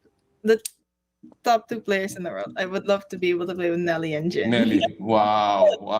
He's so nice. That would be so, and that would be fun in terms of driving with Nelly. I mean, you and Nelly would really go head to head. Nelly Corda. Okay, with the PGA, if you had the chance to play with one PGA player, sino yan? Tiger Woods. Oh. The dream. Don't we all? Huh? Yeah. All right. I see that you have a lot of endorsements, but are people beginning to, is it hard to get on the tour? Ayan, wala naman kaming alam dyan but give us a little, sneak peek. Mahirap pang kumuha ng endorsements, so may lumalapit sa inyo mga companies. So my dad usually does all that. He's basically my manager. Mm-hmm. I mean, it's a little bit of both. They reach out, you reach out. All right. Yeah. So my dad handles that business side. Pero in terms of your outfits, do you choose your outfits? Or this is, wala kang choice. This is given to you? So I have a apparel sponsor and they just send me a bunch of clothes. Yeah. Oh, okay. So they have clothes for the fall, winter, and summer. Just so I have clothes for every weather day or for any basically. Well, you are already a pro, and you said your parents take care of the business outside of it, and of course you're earning in dollars in the US. Of course, iba yon pag inuwi mo dito. But sulit na ba? Sulit na ba yung kinikita ng isang pro para sa'yo? It depends. Like, if you are one of the top players in the world, I would say na sulit yung kinikita mo, but it's a hard job trying to make a living every week since everything is at your expense. Ikaw magbabayad ng airfare, hotel, car, registration fee, yung pagkain mo. So, I mean, if you're just an okay player making cuts every week, it's like you gotta work harder. Now, let me talk about your outlook for 2022. You started this year tied 41st on the drive on, and you now are taking a break. And how many events are you looking at for this year, Bianca? Since I have better status, I'm definitely looking at. I'm hoping I get to play more events because we have to reshuffle after after a few events. So I would say I don't even know how many tournaments there are in here. I guess definitely more or less 15. 15 tournaments. 10. 50 tournaments for the year. Maybe more or less around that number. Terrific. Maybe completely off, but last year, and I didn't have great status, so I only played 10 around that. Okay, and when you talk about those events, what are your personal goals for this year, Bianca? In terms of individual tournaments, in terms of your own achievements, in terms of your own growth. I mean, first of all, I want to play well enough after the season to not have to go through Q series again. Of course, there were 2 events. I've had 2 top 10 finishes. So knowing that I can do that, I definitely want to hope for more this year. I'm working to finish, more in that position. I mean, obviously when you're out here playing, you really want to win tournaments. So those are really goals, but to get there, I have so many other things to work on, which, I'm excited to. After you play a good event, or not even necessarily a good event, after you play an event and you can assess your game and see that, you're heading towards the right direction. That's right. It really, nakakainganyo. Nakakainganyo talaga siya. Parang, usually you kind of dread practice because all you do is hit balls, do the same things over and over again just to make sure that you kind of master that. But, right now it doesn't seem like that. It's like it's like, wow, I want to work hard. Like, and you're so fired up to practice because you know that you're in the right direction or you've just good results. So when you look at your events now, you see what you're trying to work on. You know where you came from, the Q series. What would make a successful season for you this year, Bianca? What would make, if I'm able to reach any of my goals, honestly. Is there a particular ranking that you want? Is there a particular, do you want to get all the cuts? Obviously, everybody wants to get to the cut line all the time, diba? So, but is there a particular tournament that you're aiming at to win? Meron ba mga ganun? I don't usually try to say those things out loud. I have goals written for myself. All right. Okay. They say na parang speak into existence. I would do that by myself. I'm just shy. But I mean, okay, I guess one of the goals. So right now, my world ranking, I'm not so sure what I'm at. I think I'm like 180, 170. I have not checked that. Actually, I haven't either. It's okay. I think I'm around that number, and obviously I want to work on Bring it down. All right. That's good. Well, all right. Well, and of course, playing for the Philippines is still part of it. Part of your. Something I look forward to. So and talking about that, and I'm sorry, but I can't help but not ask this question. Of course, we know what happened to Yuka. She has decided to take on the citizenship of Japan. Your thoughts about that? Just your thoughts. I mean, she had to make a decision. So, I mean, I respect Yuka and whatever she decides to do. She's a really good friend of mine. And I mean, I can't really say anything towards her. It's not like she could just let that pass, like the decision. It had to be made, I guess. But, she played for the country. She represented the Philippines well. She carried the Philippine flag when she won the US Open. So, I just want to thank her for everything she's done for Philippine golf and, how many young golfers she's inspired. So she's really done a lot for the country, especially for golf. You see her on the tour, is she still the same? I mean, she's obviously done a lot. She's won a major, she's got a new endorsement. How do you assess Yuka right now? She's still the same. Paano pa rin kayo? I mean, you get to talk, you get to Tagalog, ganun pa rin. I mean, fluent naman si Yuka sa Tagalog. That's all we've ever spoke. That's all we use when we talk to each other. She's still the same. I mean, I don't think she'll ever, change. She's very humble. So that's nice. It is. It really is. Especially with how much she's accomplished at a young age. At a young age, indeed. Young age, younger, so much younger than me. But yeah, it's. Well, we're proud of anyone who always carries the Philippine flag, and you've done that, of course. That's why, as a parting shot here, before I before I let you go, you know, you are now carrying the torch for the Philippines, so to speak.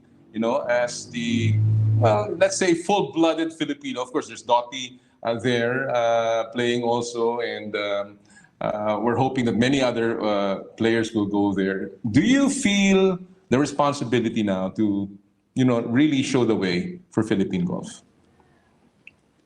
I mean, I guess, but like at the same time, we've come such a long way, especially like when I compare things, or when I don't compare, but when I look back at my own journey. So, I mean, like I said, we've had inspirations growing up. We've had people on tour before. We've had Filipinos on tour before, and they were people I look up to. But I mean, I guess it's just part of what I do. You know, I really want to be able to inspire younger girls, especially Filipinos. I want to make them feel represented on tour, just so, you know, they can dream of being out here and see that, you know, there are people like them who play on the biggest stage in golf. So I guess it's really part of what I do. Well, and you've done it very, very well. And we're very proud of you, Bianca. And thank you so much. Alam mo, nababasa ko yung mga write-ups. They always say, when you pronounce your name, it's a soft A, 4 syllables. That's the way they describe it. But I think all they have to say is Bianca P. And I think, you know, everybody knows in the Philippines, Bianca Pagdanganan is carrying our flag there in the LPGA. Maraming salamat, Bianca, for your time. Thank you so much for having me. See you again. I hope we can catch you again as soon as you win your very first LPGA event. Huh? Okay, sige po. Maraming salamat. Thank you so much. Thank you po.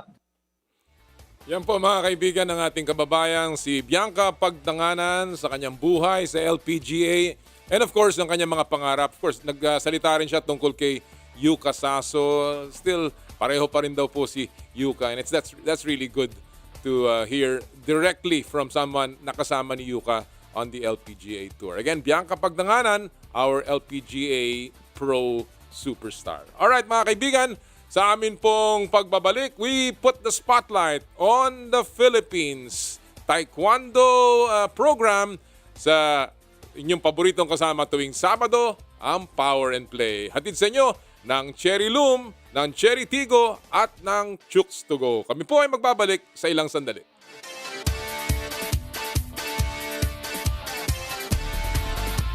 Power and Play with Noli Iyala.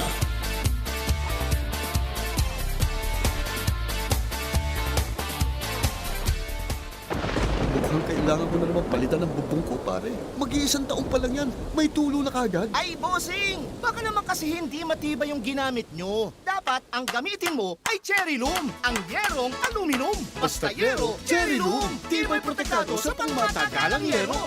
Eyes on the ice. That's capital ICE, for winter is coming to One Sports and One Sports Plus. Witness the exciting sports action in the Winter Olympic Games, Beijing 2022. High caliber teams and world-class athletes battle it out for Olympic glory in 109 events and 15 disciplines. Free ski aerials, ski jumping, ice hockey, snowboarding, just to name a few. Catch our very own Asa Miller as she competes in the Alpine skiing event with the hope of being the Filipina to bring home another coveted gold medal. Watch the Winter Olympic Games Beijing 2022.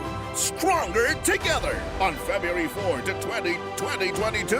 Only on One Sports and One Sports Plus, the official broadcast partners. One Sports is Channel 59 on Sky Cable, Channel 6 on Signal TV, and Channel 41 on Free TV. One Sports Plus is on Satellite Channel 54 and on Signal Channel 91 SD and Channel 261 HD. Sa ilalim ng quarantine, anong buhay ba ang in-store? Stuck at home? With plans? O with plans? Sa work, naka-lock-in ka ba? O from home lang? O paubos na VL mo? Sa gathering? Group yourselves into 10 lang. Sa pagkain, pa-deliver? O from a distance join in? O team lutong bahay? Sa jeepney? Ala sige, waluhan po yan. Pero apatan lang ba muna? Bagong gawin! Mga bagay na dapat makasanayan sa new normal. Ang buhay na dapat harapin para ma-survive ang pandemya at pagsubok. Because life goes on! With face mask and face shield. Kasama sina Laila Chicadora at Mon Gualvez. Bagong gawin.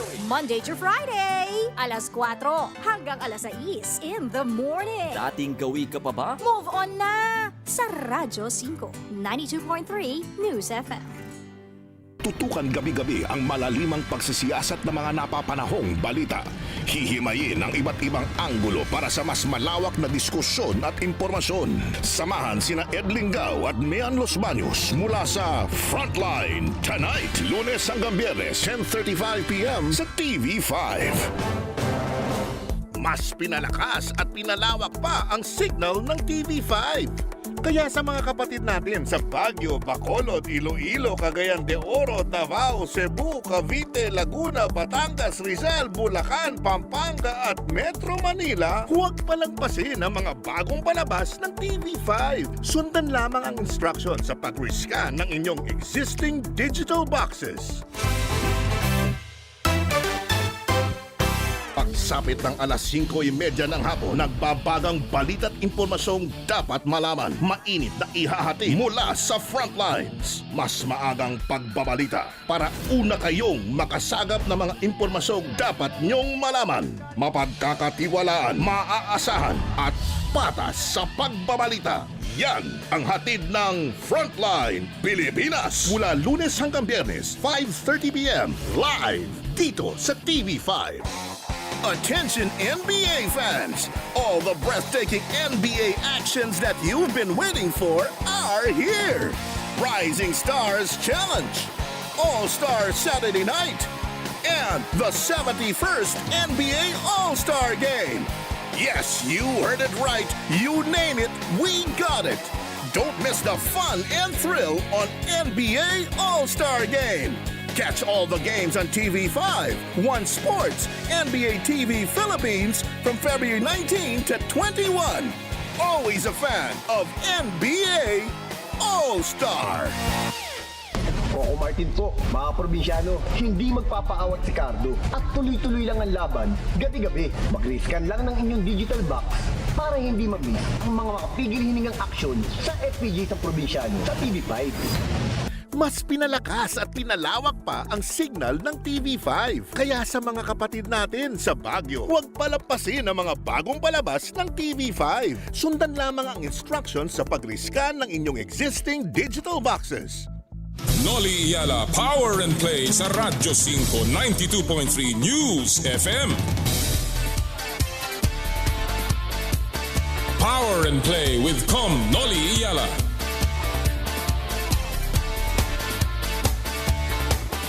Muli po, magandang umaga sa inyo lahat mga kaibigan. Siya nga pala, isang paalala ha, yung pong pambato natin sa Beijing Winter Olympics, si Asa Miller, kaisa-isa po yan na pambato ng Pilipinas ay lalaban bukas. Ha? Si Asa Miller po ay lalaban po sa men's slalom tomorrow morning, alas 10 po yan ng umaga. Kaya ipagdasal po natin ang ating pong atleta sa Winter Olympics. Lalaro rin yata siya sa men's slalom event on February 16. So again, dalawang event po yan and we're hoping na makausad at makapasok siya dun sa medal rounds. But again, napakabigat ng laban dyan. Ating pong ipagdarasal ang ating pambato sa Beijing Winter Olympics. Siya nga pala, dun po sa mga nagpadala ng kanilang mga komentaryo sa ating Pulso ng Bayan, ang ating pong pinupulsuhan. Sino po ang biggest winner and biggest loser sa nakalipas na NBA trade deadline? May mga nagpadala na po ng kanilang mga komentaryo sa Twitter. Sabi ni Chip, sabi niya, Suns, they became deeper. They have solid chemistry. Craig is another 3-and-D wing. Holiday becomes insurance in case Payne does not get back to his game. Sabi naman ni Emma, Nets, Dallas, and Suns, Sir Kumish. Oh, by the way, si paring Homer Saison, the only move that mattered really was your Philly. And you're right, Com, there is no more excuse not to win the East at least, and then maybe all the marbles in June. Salamat, Homer, sa iyong comment. Sabi naman ni Vansqui360, KD and LBJ are the losers. Also, New York Knicks. Ako, I share that. I share that comment. Sabi pa ng ito si Mark Suba, winner 76ers kasi di naman naglalaro si Simmons before the trade. Di nila pinakawalan si Maxi Thibault para makuha si Harden na maganda nilalaro sa Nets before the trade. Ang champ and bid Harden combo loser Mavs kasi pinakawalan si Porzingis na baka bumalik uli ang max ability sa kanyang bagong team na Wizards. Marami pa po sa inyo na mga nagpadala dito sa ating Twitter. Si Jay Chio, underrated winner Boston, got their needs in Derek White and Daniel Theis without giving up too much. They didn't like Schroeder anyway. Losers, Portland gave up CJ for basically free. Sabi ni Estan, hindi, iba pala to. Si J. Rafael Lapid, Philadelphia will definitely benefit from the Nets and Trail Blazers will benefit from the Jazz in the recent NBA trade deadline. Marami pa po nagpadala. Mamaya, babasahin pa rin natin yung po mga nagpadala naman sa Facebook natin, yung iba po dyan, si King James Vargas Rios, para po sa akin, lahat naman po panalo sa trades, pero ang pinakamapanalo ay ang Sixers kasi nakuha nila si James Harden at magkaroon ng katulong si Joel Embiid. LeBron James fan since 2003. Wow, grabe, no? Ang dami palang fans at saka talagang nakatutok. Mamaya po, babasahin natin yung iba pa at yung nanalo ng ating gift certificates mula sa Chooks to Go, ang nag-iisang manok ng bayan. Alright, ready na ba tayo, Mike, for our next guest this morning? At ang ating pong pag-uusapan ngayon ay ang ating pagtutok sa mga darating na competitions, lalong-lalo na sa SEA Games ng ating National Sports Associations. Ito po ang ating pagtutok sa Philippine Taekwondo in the Spotlight.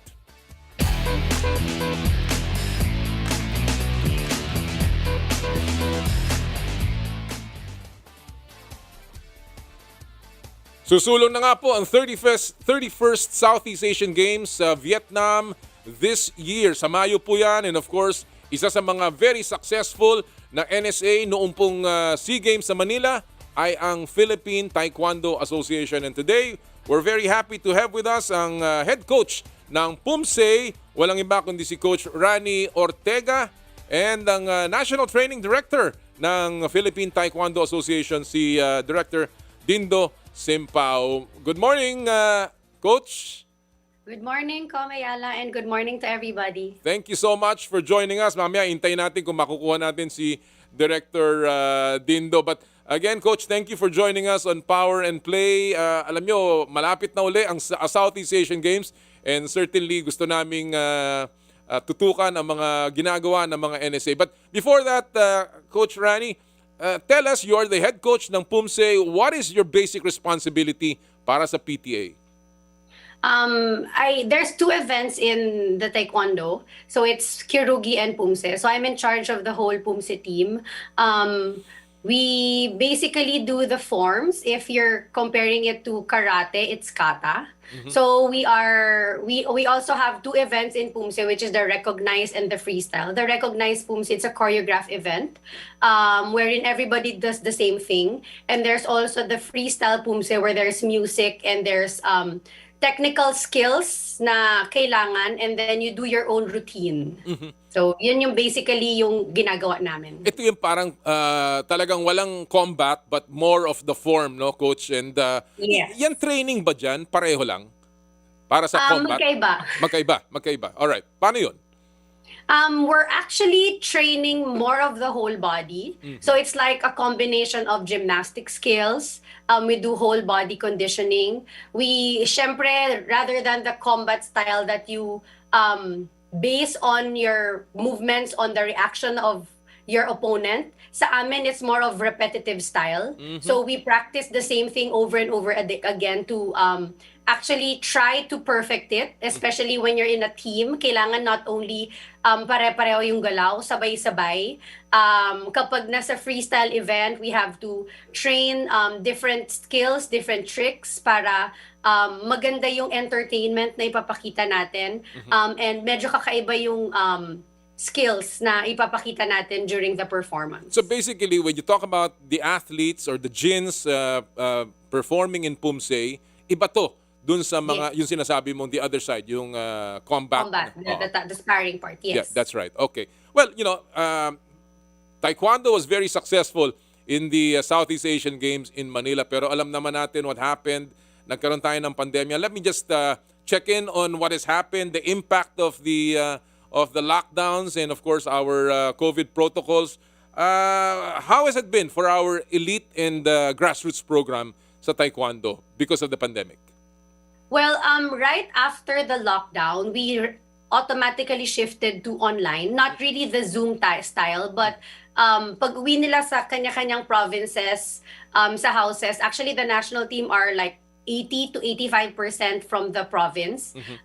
We shifted to online program. So we give them daily routines that they need to do. And then we do weekly checkings. And then it's very fortunate for us that the Philippine Taekwondo Association right away made plans and kumbaga gumawa sila ng activities to keep everybody active. Starting, I think, May or June, we started online competitions. So actually, mas busy for the PUMSE players because rather than the sparring, nas nauna nilang nalagawa yung online na PUMSE tournaments kasi hindi kailangan ng contact. It's judged like how you judge it in an actual thing. It's just that everybody's judging it through the screen or through videos. So actually more busy because the actual national tournaments in PUMSE pre-pandemic, it's like 4 to 6 in a year. Rather than this time in pandemic, parang halos every month merong tournament. Not just locally, but also internationally. The World Taekwondo and the Asian Taekwondo Union, meron din mga international tournaments. So very busy yung mga players. Everybody's still motivated because they always have a goal. Kaya hindi kami nag-stop nag-training kahit nung March when everything locked down. We continued until now. And we, of course, PUMSE will be in the Southeast Asian Games in Vietnam, no? Yes. All right. We know that napakalakas natin in terms of that. In fact, in the recently concluded World Taekwondo PUMSE Open Challenge, nanalo tayo ng ginto. We won a couple of silvers and 2 bronzes. So it has been a very successful, as you said, very busy. Is this something that we are working on para talagang pagdating sa SEA Games, ito ang magiging isa sa mga pambato natin paghakot ng medalya, Coach? Hopefully, because the players didn't stop training. We shifted to more specific movements and more specific programs for everybody. Instead of like nung pre-pandemic kasi we train everything. We train in general. Pero ngayon kasi we base on what their videos. So yung pag-check namin sa kanila, parang specific to their needs. So we give programs specific to their weaknesses. So nung nagkita-kita kami last year for Asian Championships, though it's a bubble type of training na hindi ganon katagal, hindi ganon kahirap to make them work together because na-improve nila yung sarili nila individually and skill-wise. And after that Asian Championships, we again shifted to online classes or online trainings. They are still working on themselves para pag magkita-kita kami in waiting for our chance to train physically or train together.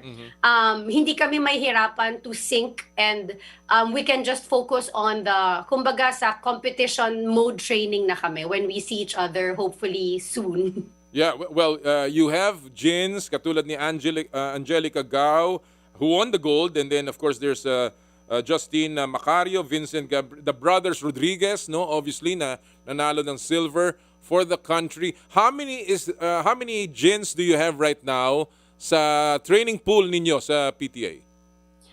The national team A, yung pagpipilian natin for SEA Games, they're 14. Okay. But the national training pool for PUMSE, it's from cadet, which is 12 years old, until the seniors. We actually, like, inaalagaan namin ngayon like 40, more or less, Dami, 40 people. Wow. Yes. Oo. And all of that you train, Coach? I mean, you do Zoom trainings? Do you go all together?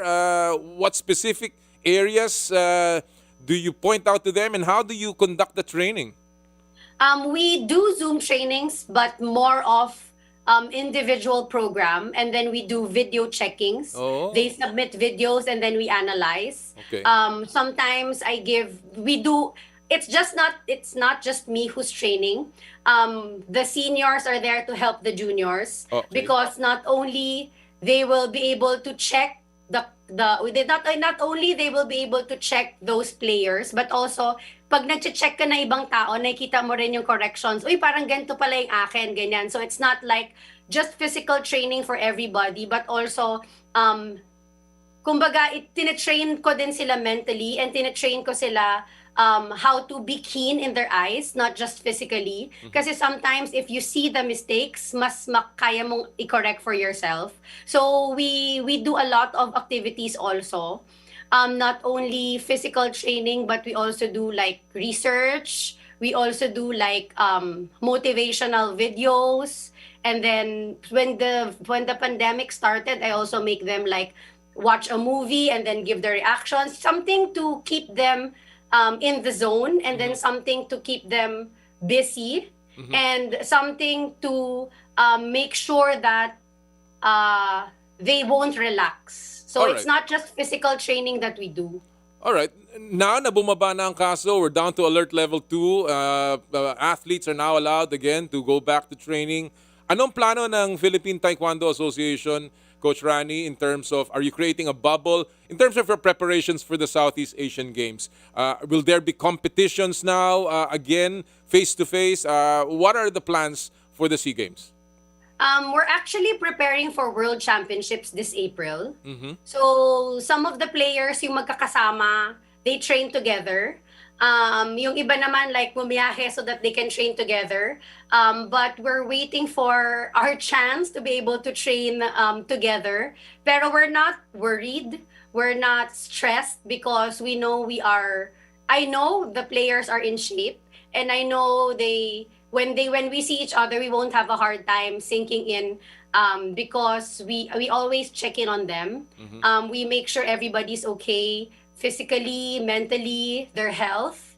We are getting ready. We are focusing on the World Championships this April. Okay. And then it's actually a build-up, or I don't say a tune-up game, pero syempre it's one way to really prepare well for SEA Games. Kasi parang may one more competition for before that. Doon sa mga hindi masyado nakakaalam at hindi nakakakilala, give us an idea of sino yung mga gins to watch out for the World Championships as well as for the Southeast Asian Games.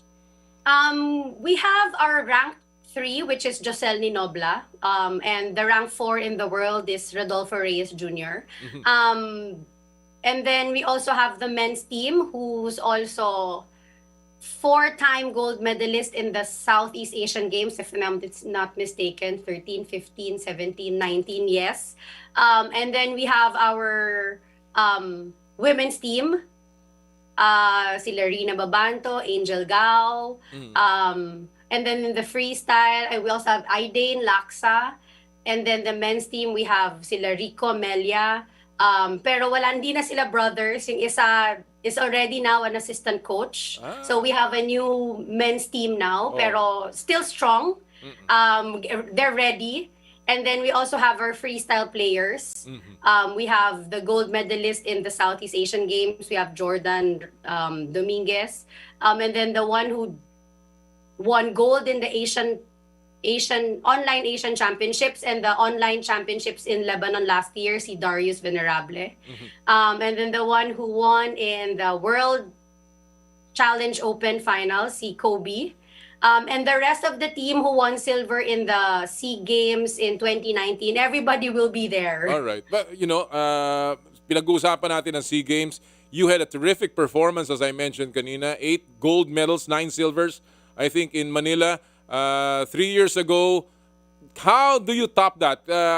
Anong expectations ng Philippine Taekwondo, at least for the Southeast Asian Games? Are you looking to better that? And what are the goals na isinet ninyo for yourselves? Actually, it's a different goal because in SEA Games, at least for PUMSE 2 years ago, we had 7 events. here in the Vietnam Southeast Asian Games, we can only field in 3 out of the 5 events. So we still have until next month to really study what events we are going to field in, so that we can at least, I don't want to say top what we've got in the 2019 Asian Games medal wise, because you cannot compare 7 events to 3 events, Right. but at least the events that we will perform in, we want to top per event. Example, if it's the Kailangan yan. Oo. men's team, kung ano yung nakuha nila, gusto natin ganon or mas mataas pa doon. At least, pero what I tell my players is, SEA Games 3 years ago is already 3 years ago. They need to top what their performance, their the credentials, pero kung ano yung galaw nila at ako na yung napanalo nila from last year and 2 years ago, Right. yun yung goal natin, because 2019 is far away already. I know. Medyo malayo-layo na yan. But again, of course, sabi mo nga, mas binawasan ng events. So obviously, hindi ganun karami ang medalyang at stake. But still, if you can get all of that again, kagaya ng ginawa natin sa Manila, then it's certainly still going to be the same kind of quality. Coach Rani, before I let you go, hindi mo nabanggit si Kurt Barbosa in the lineup, of course, and he was our lone bet in the Olympics. Is he going to be there? And my second and my last question will be, are we closing the gap? Ang Philippine Taekwondo ba is closing the gap sa mga world beaters sa world stage? Actually, Kurt Barbosa is in the Kirugi team, so he's in the other event. In the other side, okay, that's right. Yeah, so I'm really not sure, but of course he will be there, together with the other veteran players who will be playing for the Philippines in the Southeast Asian Games. For your second question, in Pumse at least, that's what I can say. Yes. Not bragging about it, but I think we are in that stage. We have in the under 30 division, both of our players are in the top 5. The female is in the top 3, and then the male is in the top 4. We are trying to still join tournaments to rank up or to maintain our ranking, because in the World Championships, it's like in tennis, yung seeding, it's dependent on their ranking. So we are really praying for a good draw in the World Championships. Kasi yung 2 years na pandemic, including yung 2 years na pandemic, they started the ranking for Pumse. So it started out in, I think, 2017 or 2018 tournaments, hanggang yung tournaments last year. So inadapt nila yung mga points of the G events, the G ranking events, to get those rankings for the under 30 players. Well, we are certainly hoping, as you said, na tayo ay patuloy na umangat. We are really praying for the team, and we will continue to focus on Philippine Taekwondo as we get closer to the Southeast Asian Games. Coach Rani, maraming salamat sa oras na binigay mo sa amin this morning. Good luck sa Philippine Taekwondo, and of course sa inyong training patungo sa Southeast Asian Games and the World Championships. Thank you very much. Mga kaibigan, Coach Rani Ortega, head coach ng Pumse team ng Philippine Taekwondo Association. Again, we are world ranked dyan sa sport na yan. So again, we're expecting so much come the Southeast Asian Games. Pero kagaya na sinabi niya, binawasan yung dami ng events. Kaya medyo siguro pati yung ating paghakot ng medalya dyan ay siguradong mababawasan. But still, we're still gunning for all of those goals. Alright mga kaibigan, bago tayo magtapos, gusto ko lang po muli na magpasalamat sa lahat na nagpadala ng kanilang komentaryo sa ating pinupulsuhan ng bayan, mula kay King Mark Suba, biggest winner sa kanya, 76ers, kasi di naman naglalaro si Simmons bago nila itinraid at di nila pinakawalan si Maxi at Thibault. Mula kay Ryle DCME, biggest winner 76ers and Nets, biggest loser Wizards. Marami siyang sinabing mga explanation. Ped Esperida Emaas, para sa akin biggest winner ngayon season trade ang Sixers. Biggest addition kay Joel Embiid, ang isang hardened facilitator, scorer, etc. Marami po siyang nabanggit dyan. Jundril Oplado, biggest winner Brooklyn, biggest loser Sixers. Carlo Agustin Ponaya, biggest winner. Brooklyn, kasi medyo bata nakuha nila at tama lang na nakuha nila si Andre Drummond. Pero ang ating pong napili ngayong linggong ito na manalo ng ating gift certificates from Chooks to Go, ang nag-iisang manok ng bayan. Ang una po niyang komentaryo, ito po ay sabi niya, for me, biggest winner will be Brooklyn. Grabe ang nakuha nila, kapalit ni James Harden, especially andyan si Ben Simmons, Monster, Andre Drummond, then Seth Curry to complement Durant and Irving. Biggest loser, 76ers. Yung take niya kasi mabigat and I think Embiid and Harden will not work together. Yan po kay Edgar, Venjo, Pablo, Blas. Congratulations, you have gift certificates from Chooks to Go. And then the other winner natin ngayong araw pong ito ay mula kay ito po sorry. Ito. Ang ating susunod na winner ay si Jay Cruz. The big winner on NBA trade is Philadelphia because Harden, baliktad naman siya, is a boost to the offensive and Embiid will complement with James. And of course, sabi niya, Noli, I think the biggest loser is the LA Lakers. Why they have the chance to rebuild and reset but they did not make any move while they had a chance. Yan din po ang aking posisyon dyan. I think the Lakers and of course the Knicks had a chance pero hindi sila nagpalakas. Alright mga kaibigan, we'll send to you, we'll give you your, magkokomentaryo po kami sa aming Facebook for you to get your prizes. Alright, maraming po salamat again sa inyo lahat sa sumubaybay sa amin ngayong umaga pong ito. Lagi po namin sinasabi tuwing Sabado, bawal ang masungit, ad maiorem Dei gloriam, all for the greater glory of God. Happy Sports Weekend mga kapatid, kami po ang 1PH, teleserbisyo para sa Pilipino, more power, more play.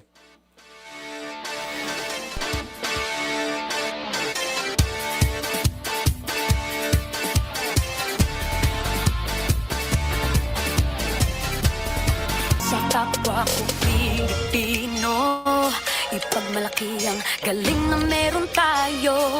Ilantad ang likas nating talento at magdala ng saya sa mundo.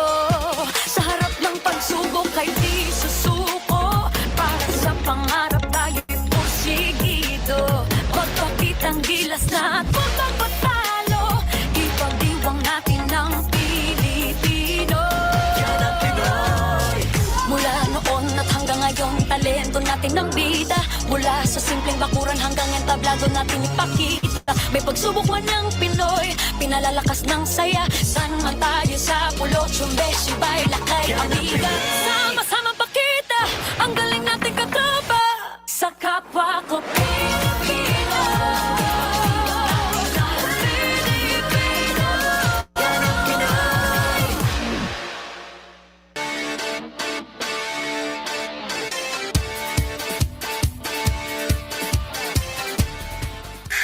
Game over na! Next Saturday ulit, Noli Iyala Power and Play sa Radyo 5, 92.3 News FM. Mukhang kailangan ko na naman palitan ng bubong ko, pare. Mag-iisang taong pa lang yan. May tulo na kagad. Ay, bossing! Baka naman kasi hindi matibay yung ginamit nyo. Dapat ang gamitin mo ay cherry loom, ang yerong aluminum. Basta yero, cherry loom. Tibay protektado sa pangmatagalang yero. Eyes on the ice. That's capital ICE, for winter is coming to once more.